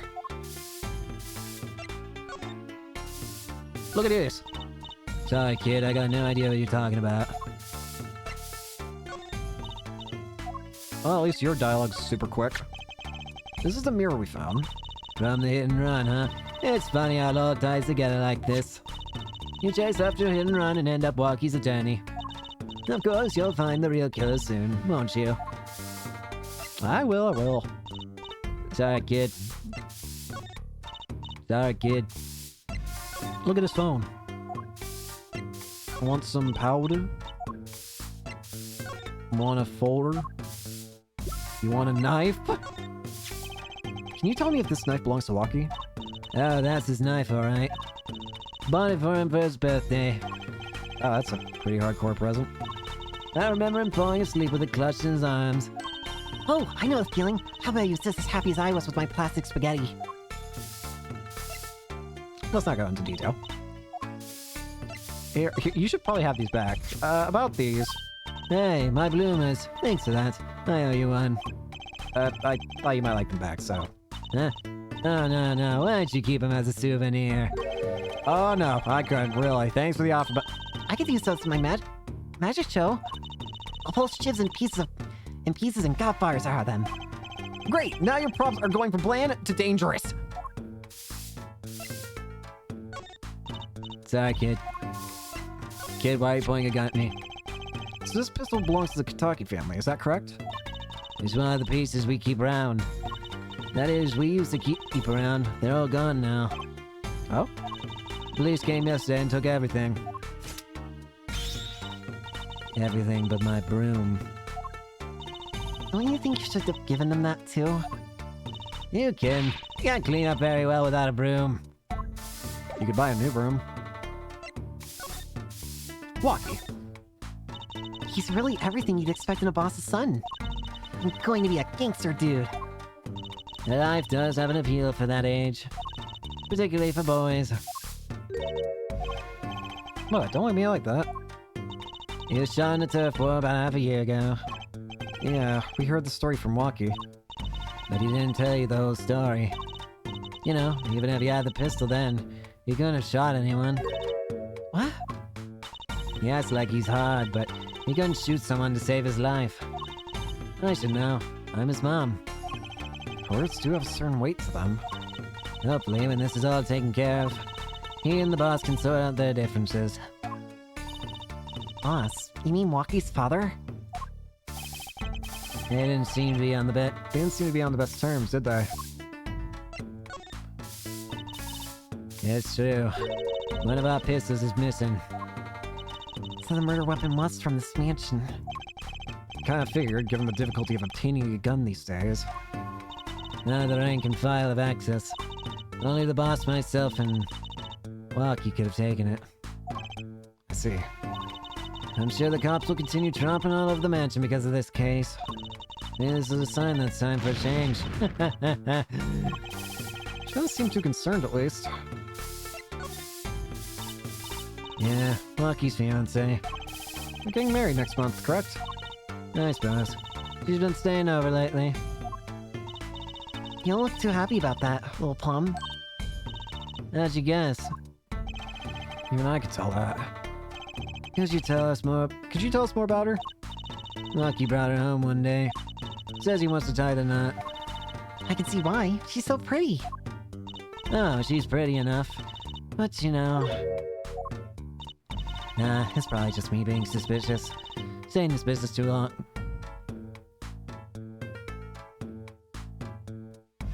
I don't like an implication here.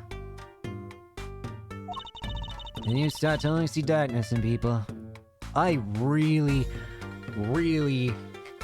do not like implications here. You got a nose for it. A nose for people. A nose for trouble. I wonder what the problem is. It's like a gangster's only version of female intuition.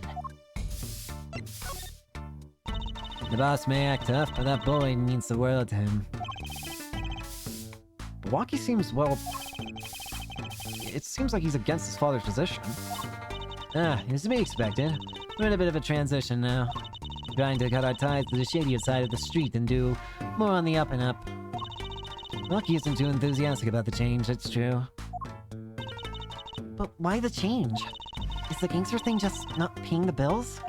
It pays. We need a lot of money right now. Clean money, that is. I see. Something must be up. You'll see things the way the boss sees them. Someday.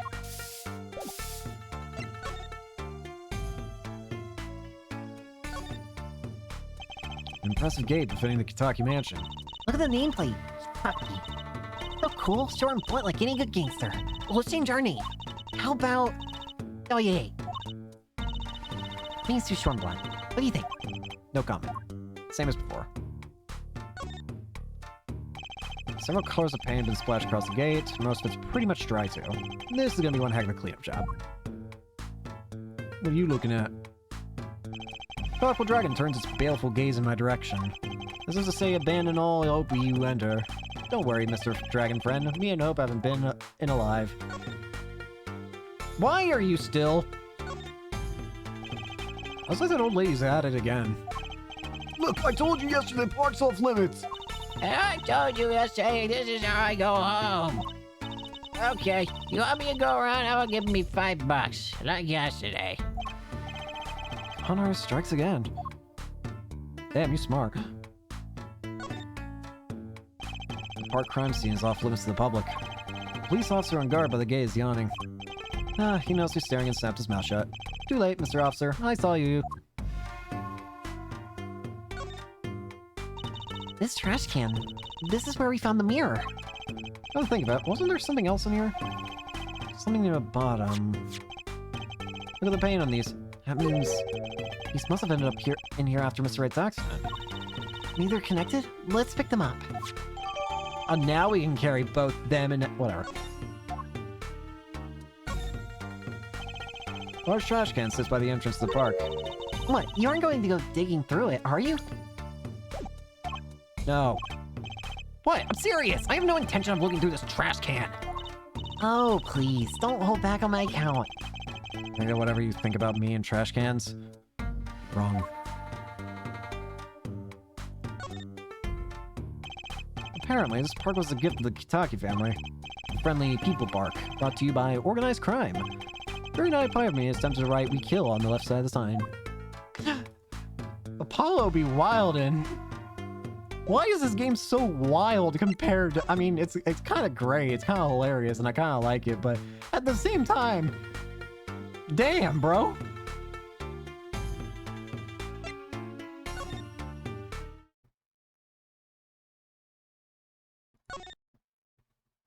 Probably should take a look at here. Poor Mr. Eldoon.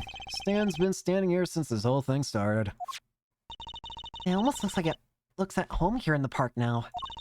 I think it should be made into a playhouse for children. I think its owner would disagree.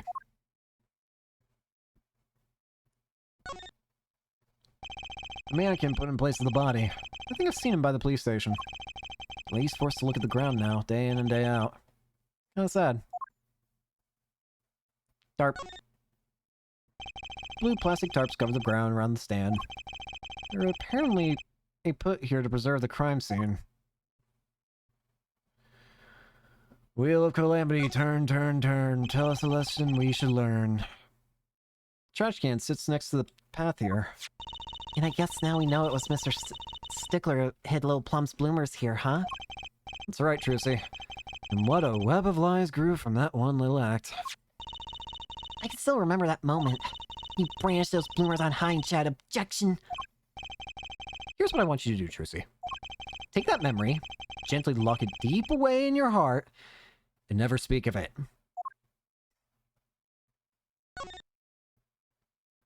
A knife is sticking straight into the ground. Remember what Wesley Stickler said in the trial today? Walkie was very likely pointing this at the victim. Like he wanted to kill him. Yeah, that's the problem. Here's what I'm thinking. I think it's undeniable that he was there, obviously. And I do think that he probably did brandish a knife against the doc.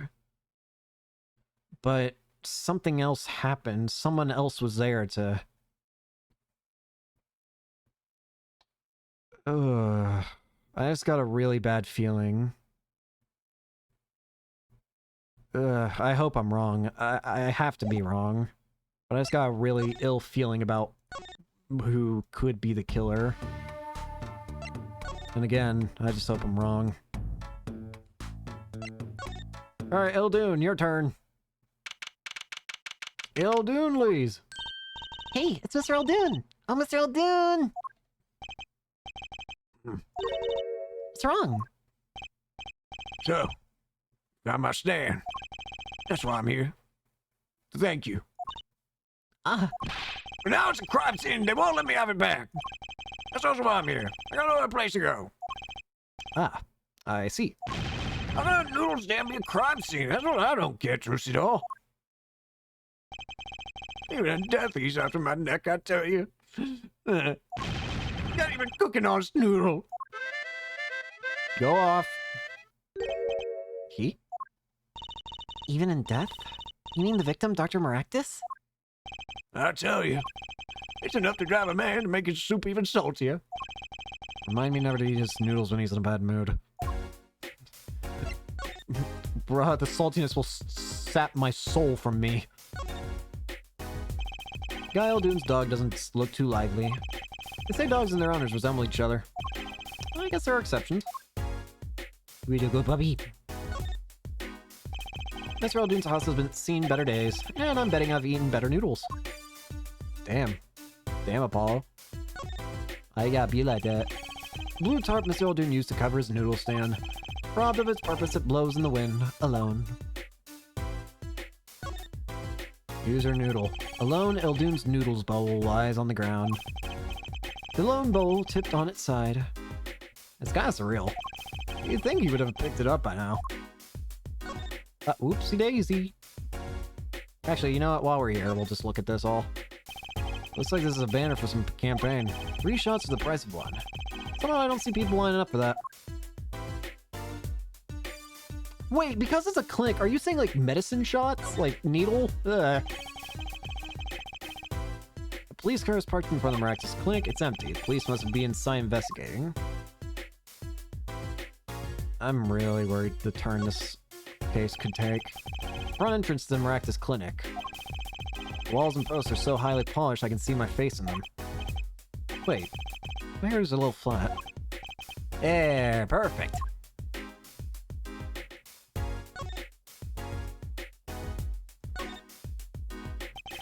Vanilla drum for catching rainwater. A flock of crows explored. That's gross. It was uncanny. This was they've been practicing there all day.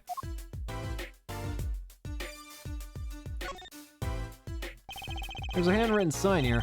Saved life. It's hard to make out the sign in the shade from the clinic next door.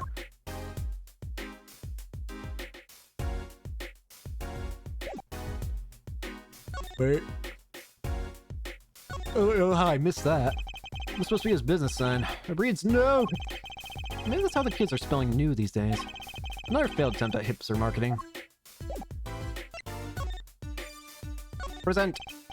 Sorry, Sonny boy, my lunch is in my stand, my precious little ass.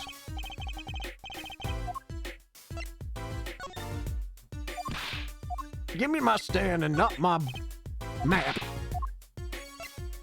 By the way, here's a bowl. On my bowl, see, Mr. Salty Mark? I think he's just gonna say the same things. Yeah.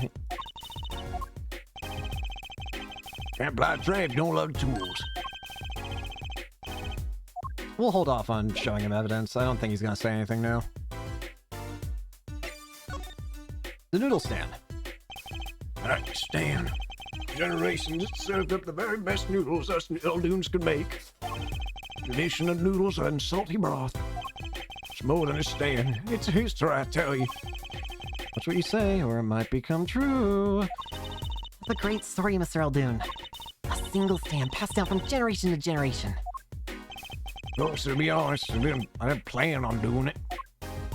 That's right. You said something about that. About you rebelling against your pops, was it? Good memory, true snow. I was a go-getter back in my day. Who the heck is honking outside my house? Get out of here! So my friend next door butted in. In the end, I was left with nothing but this dusty old stand under my fortune. Mr. Alden, I don't mean to pry, but what exactly did you do before you became a chef? Little noodles lie, that's what I say. I'm starting to get an idea of what he did anyway. They stole my dreams and left me with nothing but noodles. And I don't even have that. Mr. Alden, if I might ask, what exactly happened between you and the Maractus Clinic? Huh? Couldn't help but sense enmity there. Enmity? I ate him. Hated him. Acted like he smells like roses when he's rolling in mud. Excuse me? He's the only doctor at that clinic, you know. Pretty impressive, huh? I'll tell you the secret, it says. The mob. You mean the Kitaki family? Oh, it's having one of them turf wars or whatnot. Always an injury or two that need fixing.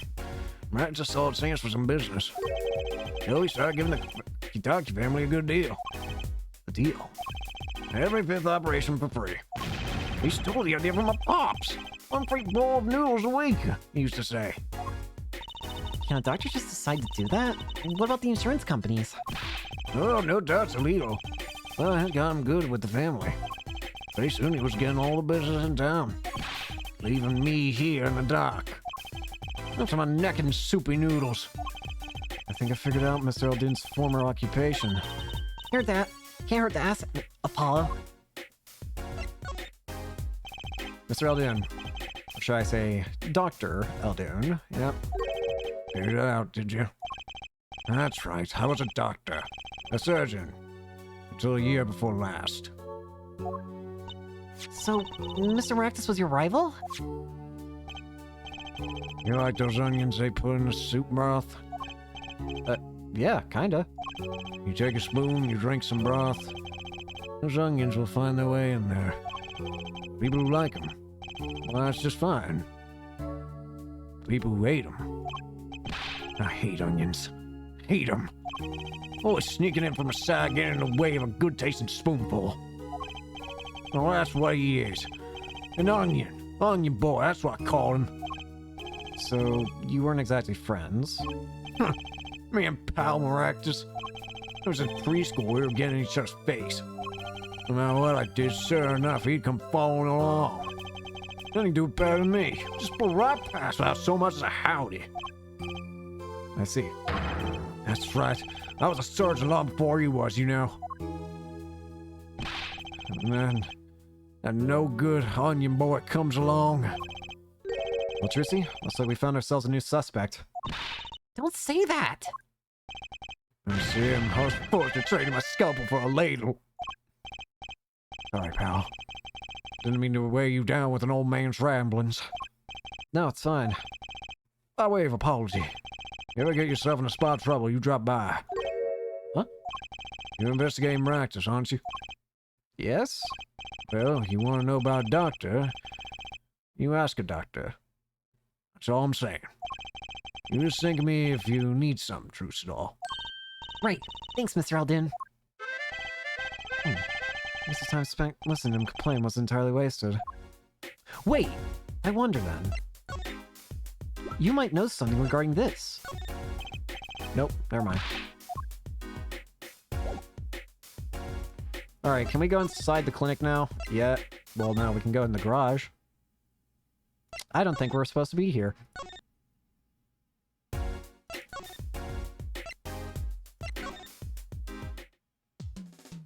I do not know where to go. Ooh. Let's go see if Phoenix has returned to life. No. Where the heck has everybody gone? No. Babe! I was hoping to meet with my client. Lucky Dog's just finished questioning. I'll bring him out. Great. Finally. Yo, what's up, my little imposter? Why'd you call me? Damn, it's you! Sorry, G, I thought you were a leader. I swear to God. No, I did not. No. No. My little... Stop it! It's a click ink thing. You understand. Stop it! Hey, poster girl.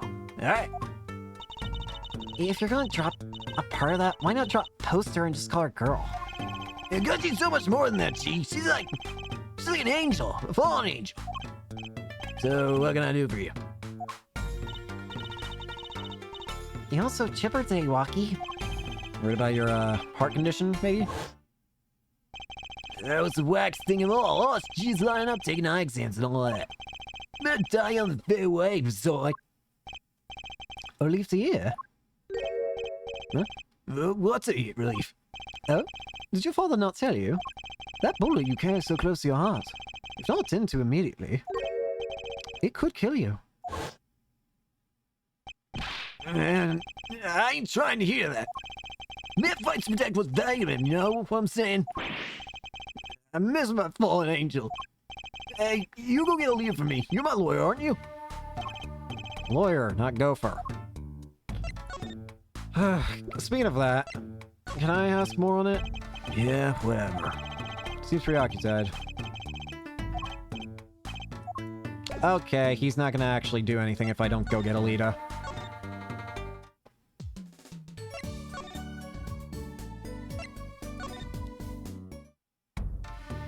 Or maybe he will. I'm not sure at this point. I was fully expecting him to not...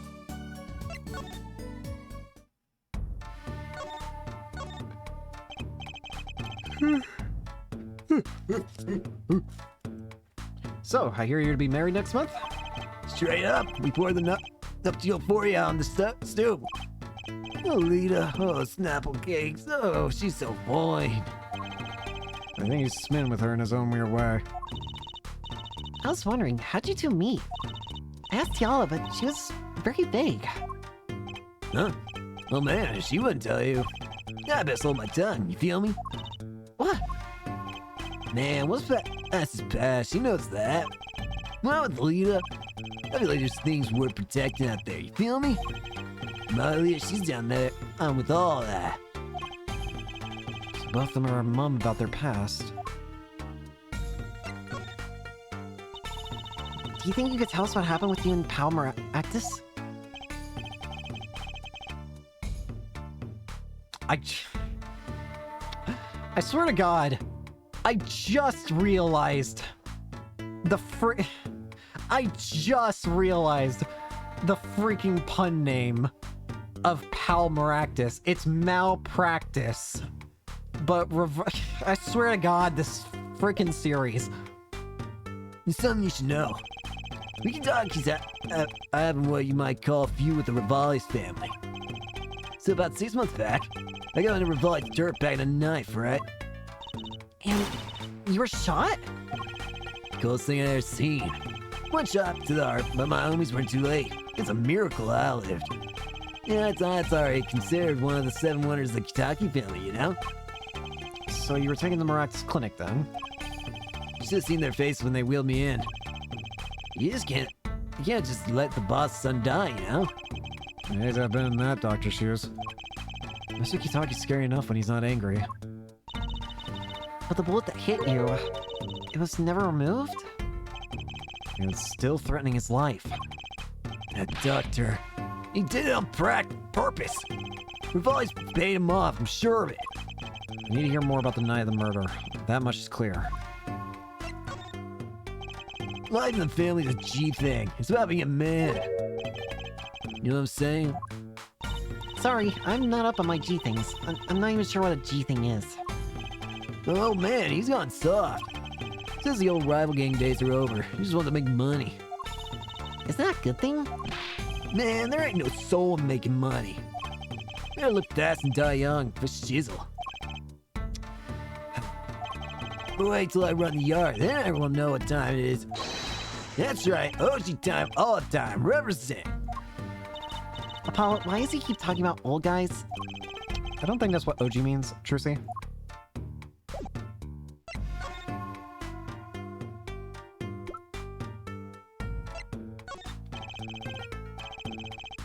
About these weapons, the pistol and the knife. They belong to the family. I snuck him out that night. So the killer, Mr. Stickler, says he's as he saw that night was... Yes, it's me. I was there after all. Oh god, I have a really bad feeling coming up.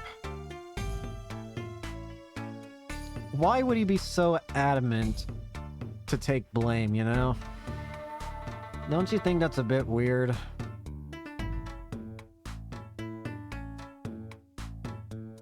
To try and take the blame for somebody. And it's true. What if he's the only one who could have gotten the gun and stuff? But what if there was someone close to him who could take advantage of that? We're finished. Yo, Walkie. You think you could tell us exactly what happened in that night? You don't be around bush, do you? Not like your style, shorty.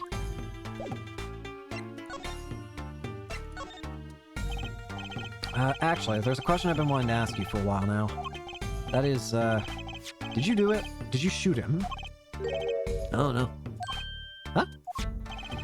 The day of that checkup, when I found out about the bullet by my heart, I borrowed a gun from the family stash. Figured I'd give that doctor a taste of my own bad medicine. Uh-oh, I don't like where this is going. But you were carrying a knife, weren't you? Oh, that? Yeah, well, never gonna be too careful, I say. So I'm on my way to the clinic, right? When I run into him in the park, and he's driving this mule stand behind him. Wait, you didn't put him up to that? Like, you know, in the movies? If you value your life, you'll bring the stand. Sure, you're more whack than I am, and that's saying something. Damn. I was serious. The thing is, I don't remember what happened next to all as well. You don't remember? But the way I see it, there wasn't anyone else that night. And I guess it probably was me who did it to him in. You know what I'm saying?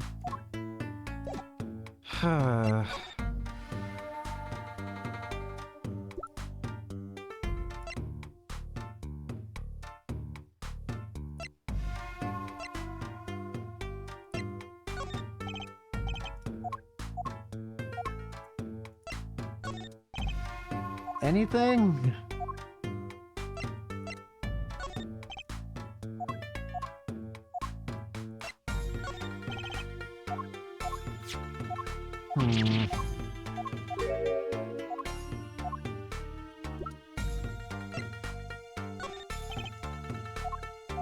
Answer me!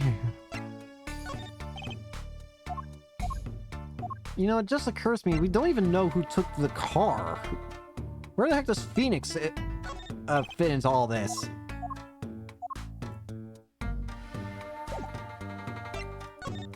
I feel like I need to go somewhere else. Any leads?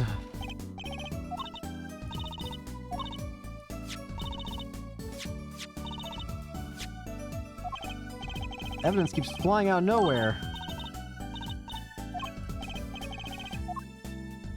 I wonder if that's a hint of what you need to use.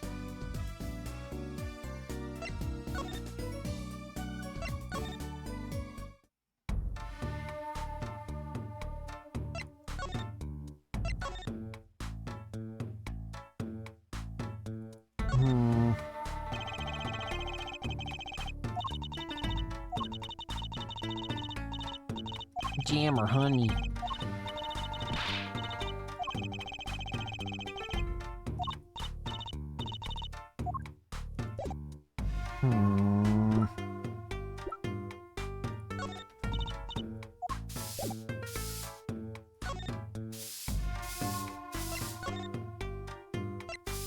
People Park.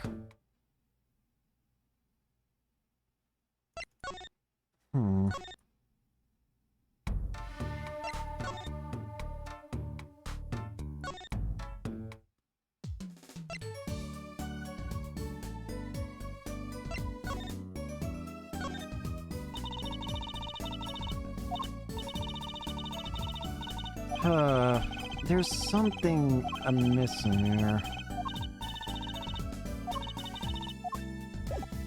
Just trying to first figure out where I'm supposed to even go. Not here.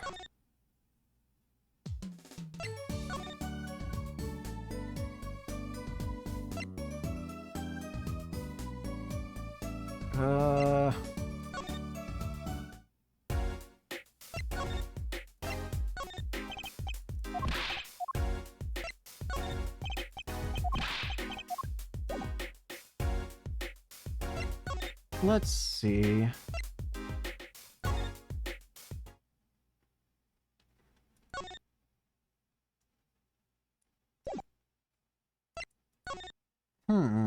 I feel stuck.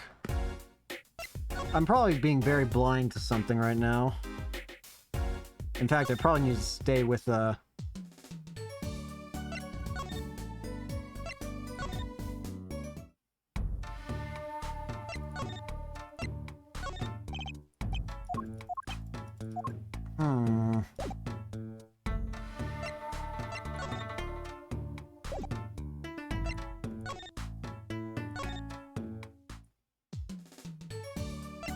trying to think here.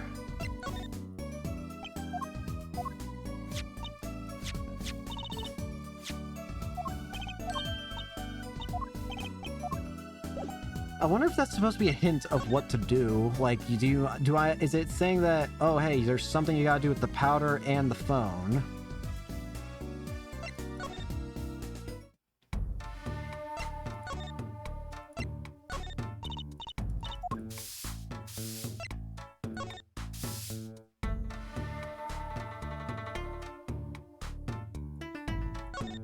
Wrong.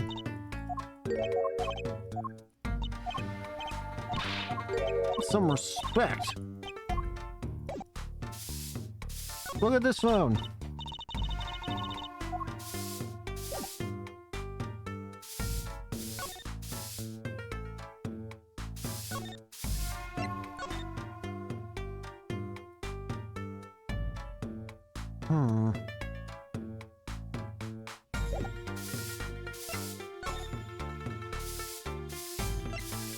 I already did that, I'm pretty sure. Did I talk to you fully?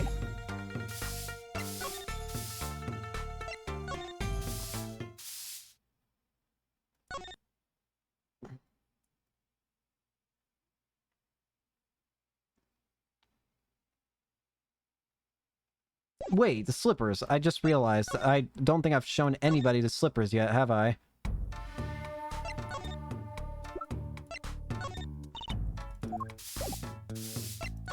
Let's try the slips.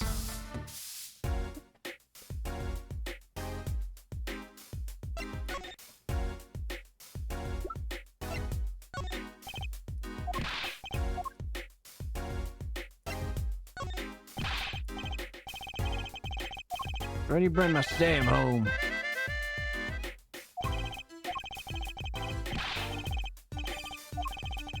Yeah.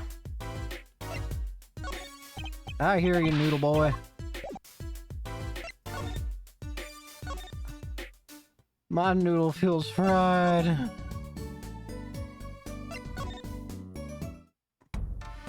There's gotta be something I'm missing here.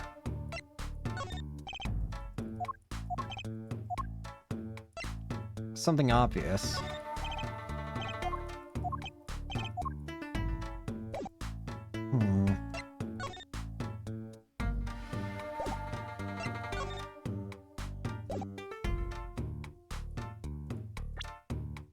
You know what?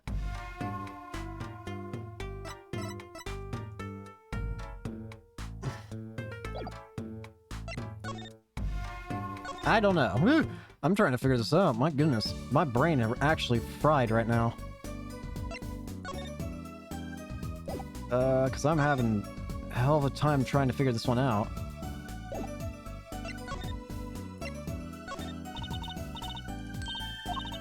Nope. No magic tricks. No magic. No.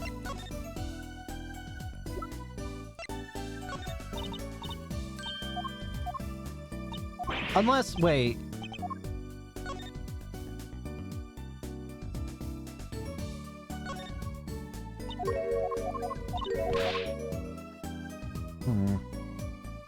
Oh! Oh my goodness!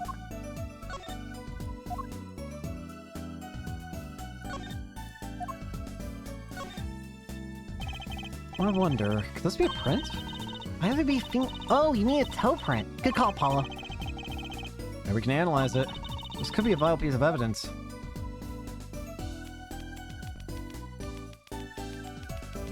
Where are you? Aha! Print! Print obtained. Hey, it worked. It's like a big toe, maybe? Wow, I feel like the case is solved already. What's next? You have to match the print, right? Right, let's match it. Wait, the detectives didn't give us a list of toe prints, Apollo. Oh, good point. Maybe we should ask her? Get some expert advice? Guess so. Not sure she really qualifies as an expert. Well, now I have to find her.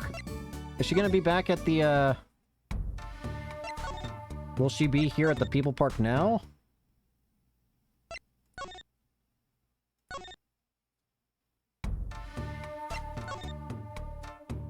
Or maybe Aldoon.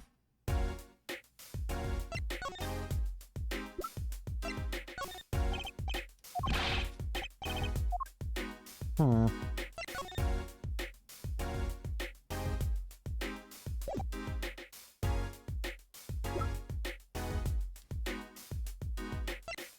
I am very confused.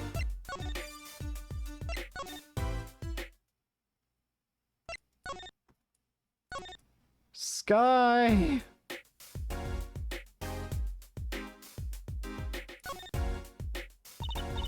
Well, we gotta check out this clinic, that's for sure. Yeah, but what about the guard? Norman asking. Excuse me. Hey, it's you two from yesterday. Same officer standing up by the park yesterday. Your business is over in the park, isn't it? The clinic's off limits. It's not involved. But, The part of off limits you don't understand. Show me proof that the clinic is connected to the incident in the park. We'll beat it. Harm in asking. No gain either. No point sticking around here, I guess.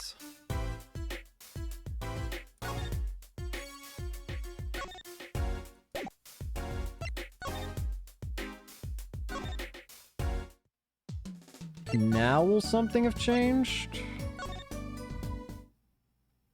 There we go. look at that crowd over there by the park. Probably people trying to get a glimpse of the crime scene. But why are those girls screaming? I think I just heard one say, oh my god, it's him. Oh god, it's Clavier. Wait, the motorcycle. Ah, if it isn't F-Void. Prosecutor Gavin. Some fans found me on my way out. Just my luck. Oh my god, he's so cool. That's the screams. The album just came out, you know. Try waving to them. They love it. Ooh, he's so cute. They're so excited. It doesn't matter who waves to them, see? This is surreal. So you were here investigating? And I was on my way home when my hog gave up the ghost. Your hog? My motorcycle won't start. My clogged exhaust pipe. Too bad. Looks like such a nice bike, too. Hard to believe that it could break just from that. Ugh, that's my fault. I think I was using the wrong oil. Cars, motorbikes, they're all the same. Clogged exhaust and they won't run. Ah, machines. Tell me you share my angst, F-Void. I ride a bicycle, actually. Ah, in any event, I'm off to the shop to get it fixed. The detective in charge of the scene has informed of me in any case. The detective? You mean the one in the lab coat? Sure, she's in a foul mood too. Be gentle. Officer, I don't know how to say that, baby. Yeah. I was actually wondering if the bike's still gonna stay there. And the forecast for the park today, gloomy skies. Well, nothing to do but head on in. Let's hit the park, Apollo.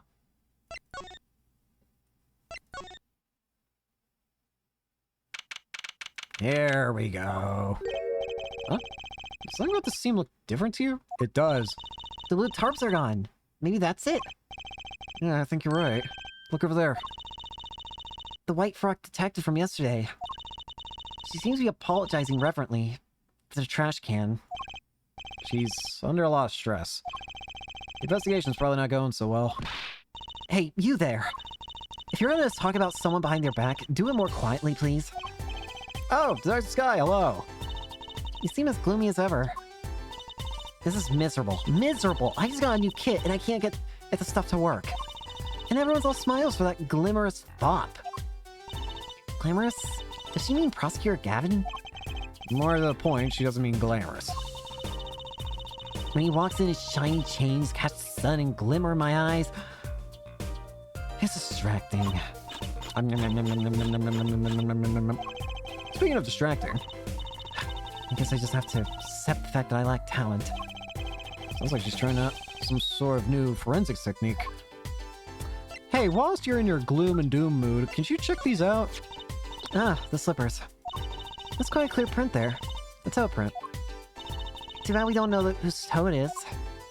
Well, there is a way of finding out, of course. There is? What? All I need is a sample of the same toe print off another shoe, for instance. Oh, right, so the prints match, you know the same person wore both. Did I have a shoe worn by the same person? No, I don't. No, I can't think of anything I might have with the toe print on it. Oh well, too much to hope for. Toe print.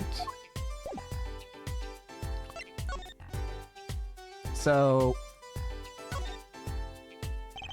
the tarps that were here yesterday are gone. I wonder why Detective Sky put them out. Yeah, the only thing they were covering is the ground. Oh, you know, I think I see something there. A print. A print?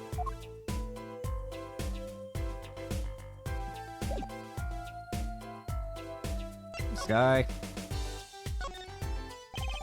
Detective Sky, you know Mr. Wright, correct? How do you know my dad? I want details. Well, he helped me out a long time ago. You might say he saved me. Wasn't he saying something about getting involved in an incident? I can't stand it when things are vague, especially in a case.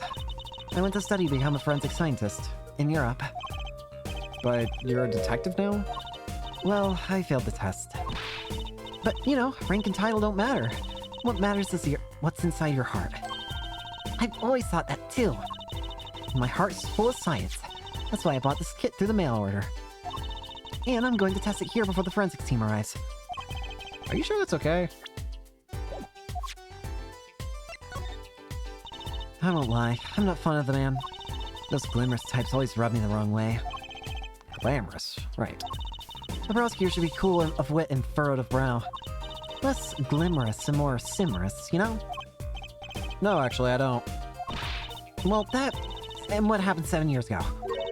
Prosecutor Gavin was the one who stripped Mr. Wright of his attorney's bat. Oh, what the heck do you mean? What? Really? He was the one? You mean you didn't know? I thought you were one of his boys. I'm neither a boy nor one of his, but let's see what she has to say. What exactly happened 7 years ago? I never actually heard the details. Then investigate. Spare you learned it for yourself anyway.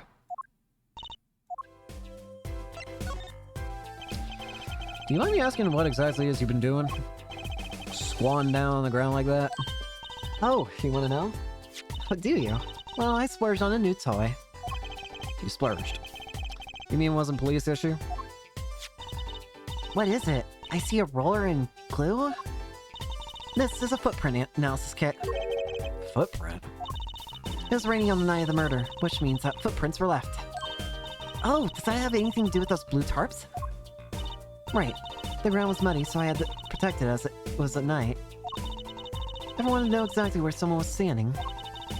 Like your underwear snatching student witness, for instance? Oh, that kit! Right. What? Wanna try this stuff out? Huh? Are you sure? I mean, we're sort of on an opposing team and all. Oh, you're friends. And to tell the truth, I'm not so good at doing this. Guess I'm a little clumsy. I could use your help. Oh, I'm good at stuff like this. I used to make magic bunnies out of paper mache. Footprint analysis, huh? Oh, should I give it a go? Okay, I'll give it a go. That's the spirit. Right, let me explain. One moment. She's writing the instructions for a kit. Why does this not fill me with confidence? First, we have to pick the footprint, or in this case, shoe print, we want to analyze. I've taken the liberty of marking all the shoe prints in the park. Well, what shoe print should we start with? If we're gonna verify the defense count, here's the place to start. Shoe prints, prepare to be examined. Oh, this is so exciting! Right, here we go. Here goes. First, pour the plaster into the print until it's full. You try it. How am I supposed to do that? Just press it wherever you want to pour it. Like this. It doesn't look too hard. If you run out of plaster in your beaker before you're done, you have to start over.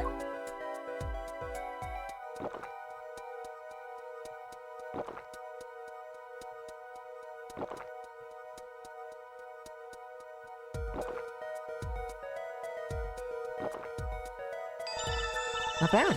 You're handier with it than you look. What's that supposed to mean? On the next step. Dry the plaster until it turns white. Right. Press space to blast with the dryer. There, give it a shot. Heat. Heat.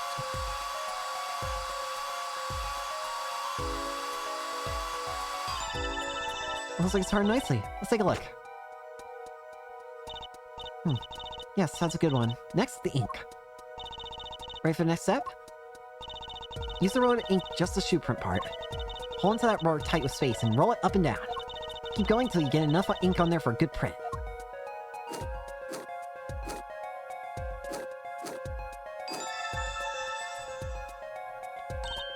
Right, now the moment you've all been waiting for. Let's take our print.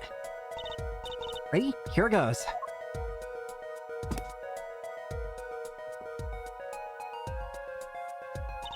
What the heck? Let's see if we get a match. Nope. Come on. Wait, I want to see what everyone's shoe print looks like. Wesley's has like a... Okay, that makes sense. Plum's is big... It's Walkies, okay. What are...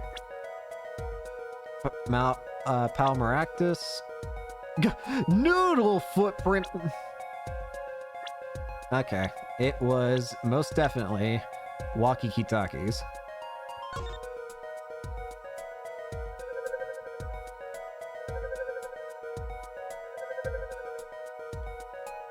So it definitely was Walkie-Talkie here, but... So the shoe print belongs to Walkie-Talkie after all. He was in the park on the night of the crime. Wow, I can almost see the science at work. Will you love it? Ah, nothing feels better. He's definitely way more into this than I am. Just let me know if you want to do some more. I'll be here, solving the case. With science. Well, that's certainly brighter mood. Can we do the other two while we're at it? Mind if we give it our go? It's better safe than sorry. I'm most curious about this print.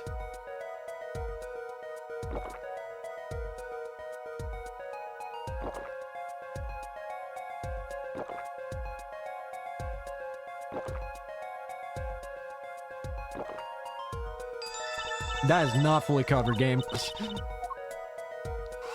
Blast it. Blast it. I want to see how uneven you can make this. Oh god, it looks terrible. Okay, it looks fine now. Here we are, it's the slipper. I can already see it, it's the slipper.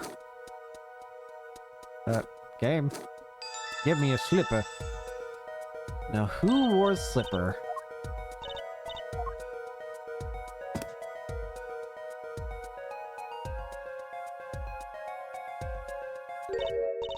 Huh. That's a funny shoe print. Is that even a shoe? That's strange. So smooth. Except for the part with the leaf. I can see without even looking, but this print doesn't match any print on our list. A mystery print. No, it's not. It's most definitely not.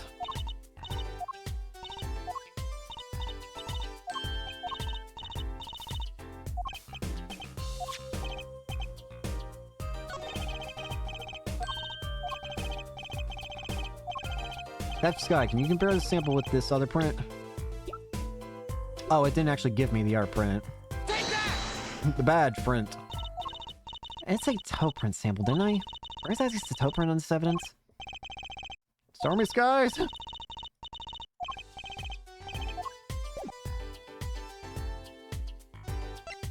Here, let's just... Wait, hold on. This print's far too smooth to be from a regular shoe.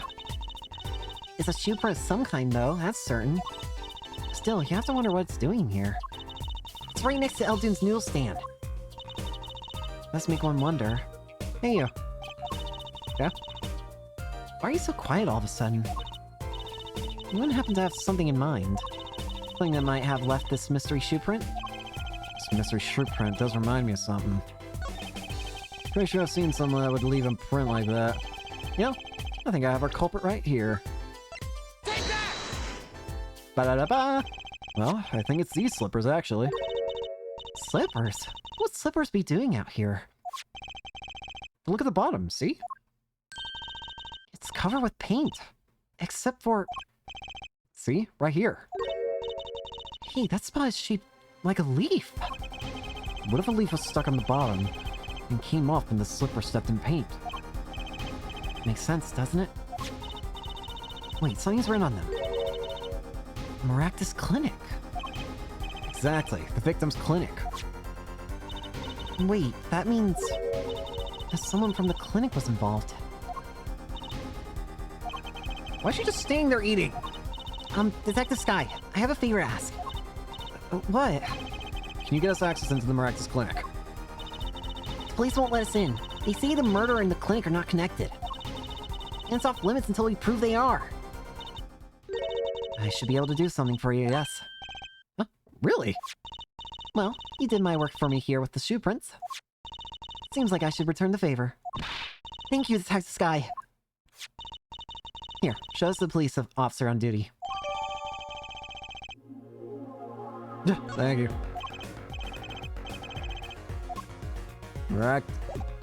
Maractus Clinic, here comes justice.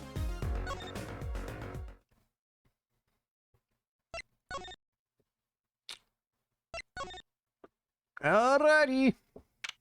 I'm ready. Ah, you two again. When or when will you learn? Look at me however you want. You're not getting in today. I won't be so sure if I were you. Look what we have. What's this? Detective Sky! Investigators prosecute Gavin, today's Detective Sky. Who are you two, really? Now he's suspicious again. Well, you got the orders. I'm gonna let you in. Have fun. Thanks, Mr. Officer. Let's hit it, Apollo.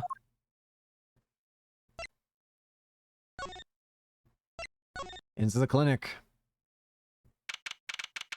Well, well, well. Hello, Bowles. Huh. Kind of an at-home sort of place, isn't it? This place has a connection to the murder in the park. I'm sure of it. The police guy out front wasn't so sure. Beyond it being where the victim lived. Looks like the police team's gone home for the day. There might be some clues lying around. Let's get cracking, Apollo. We will. Next time. I'm feeling tired. Thank you all so much for watching. I hope you enjoyed, and I hope to see you all later. Peace!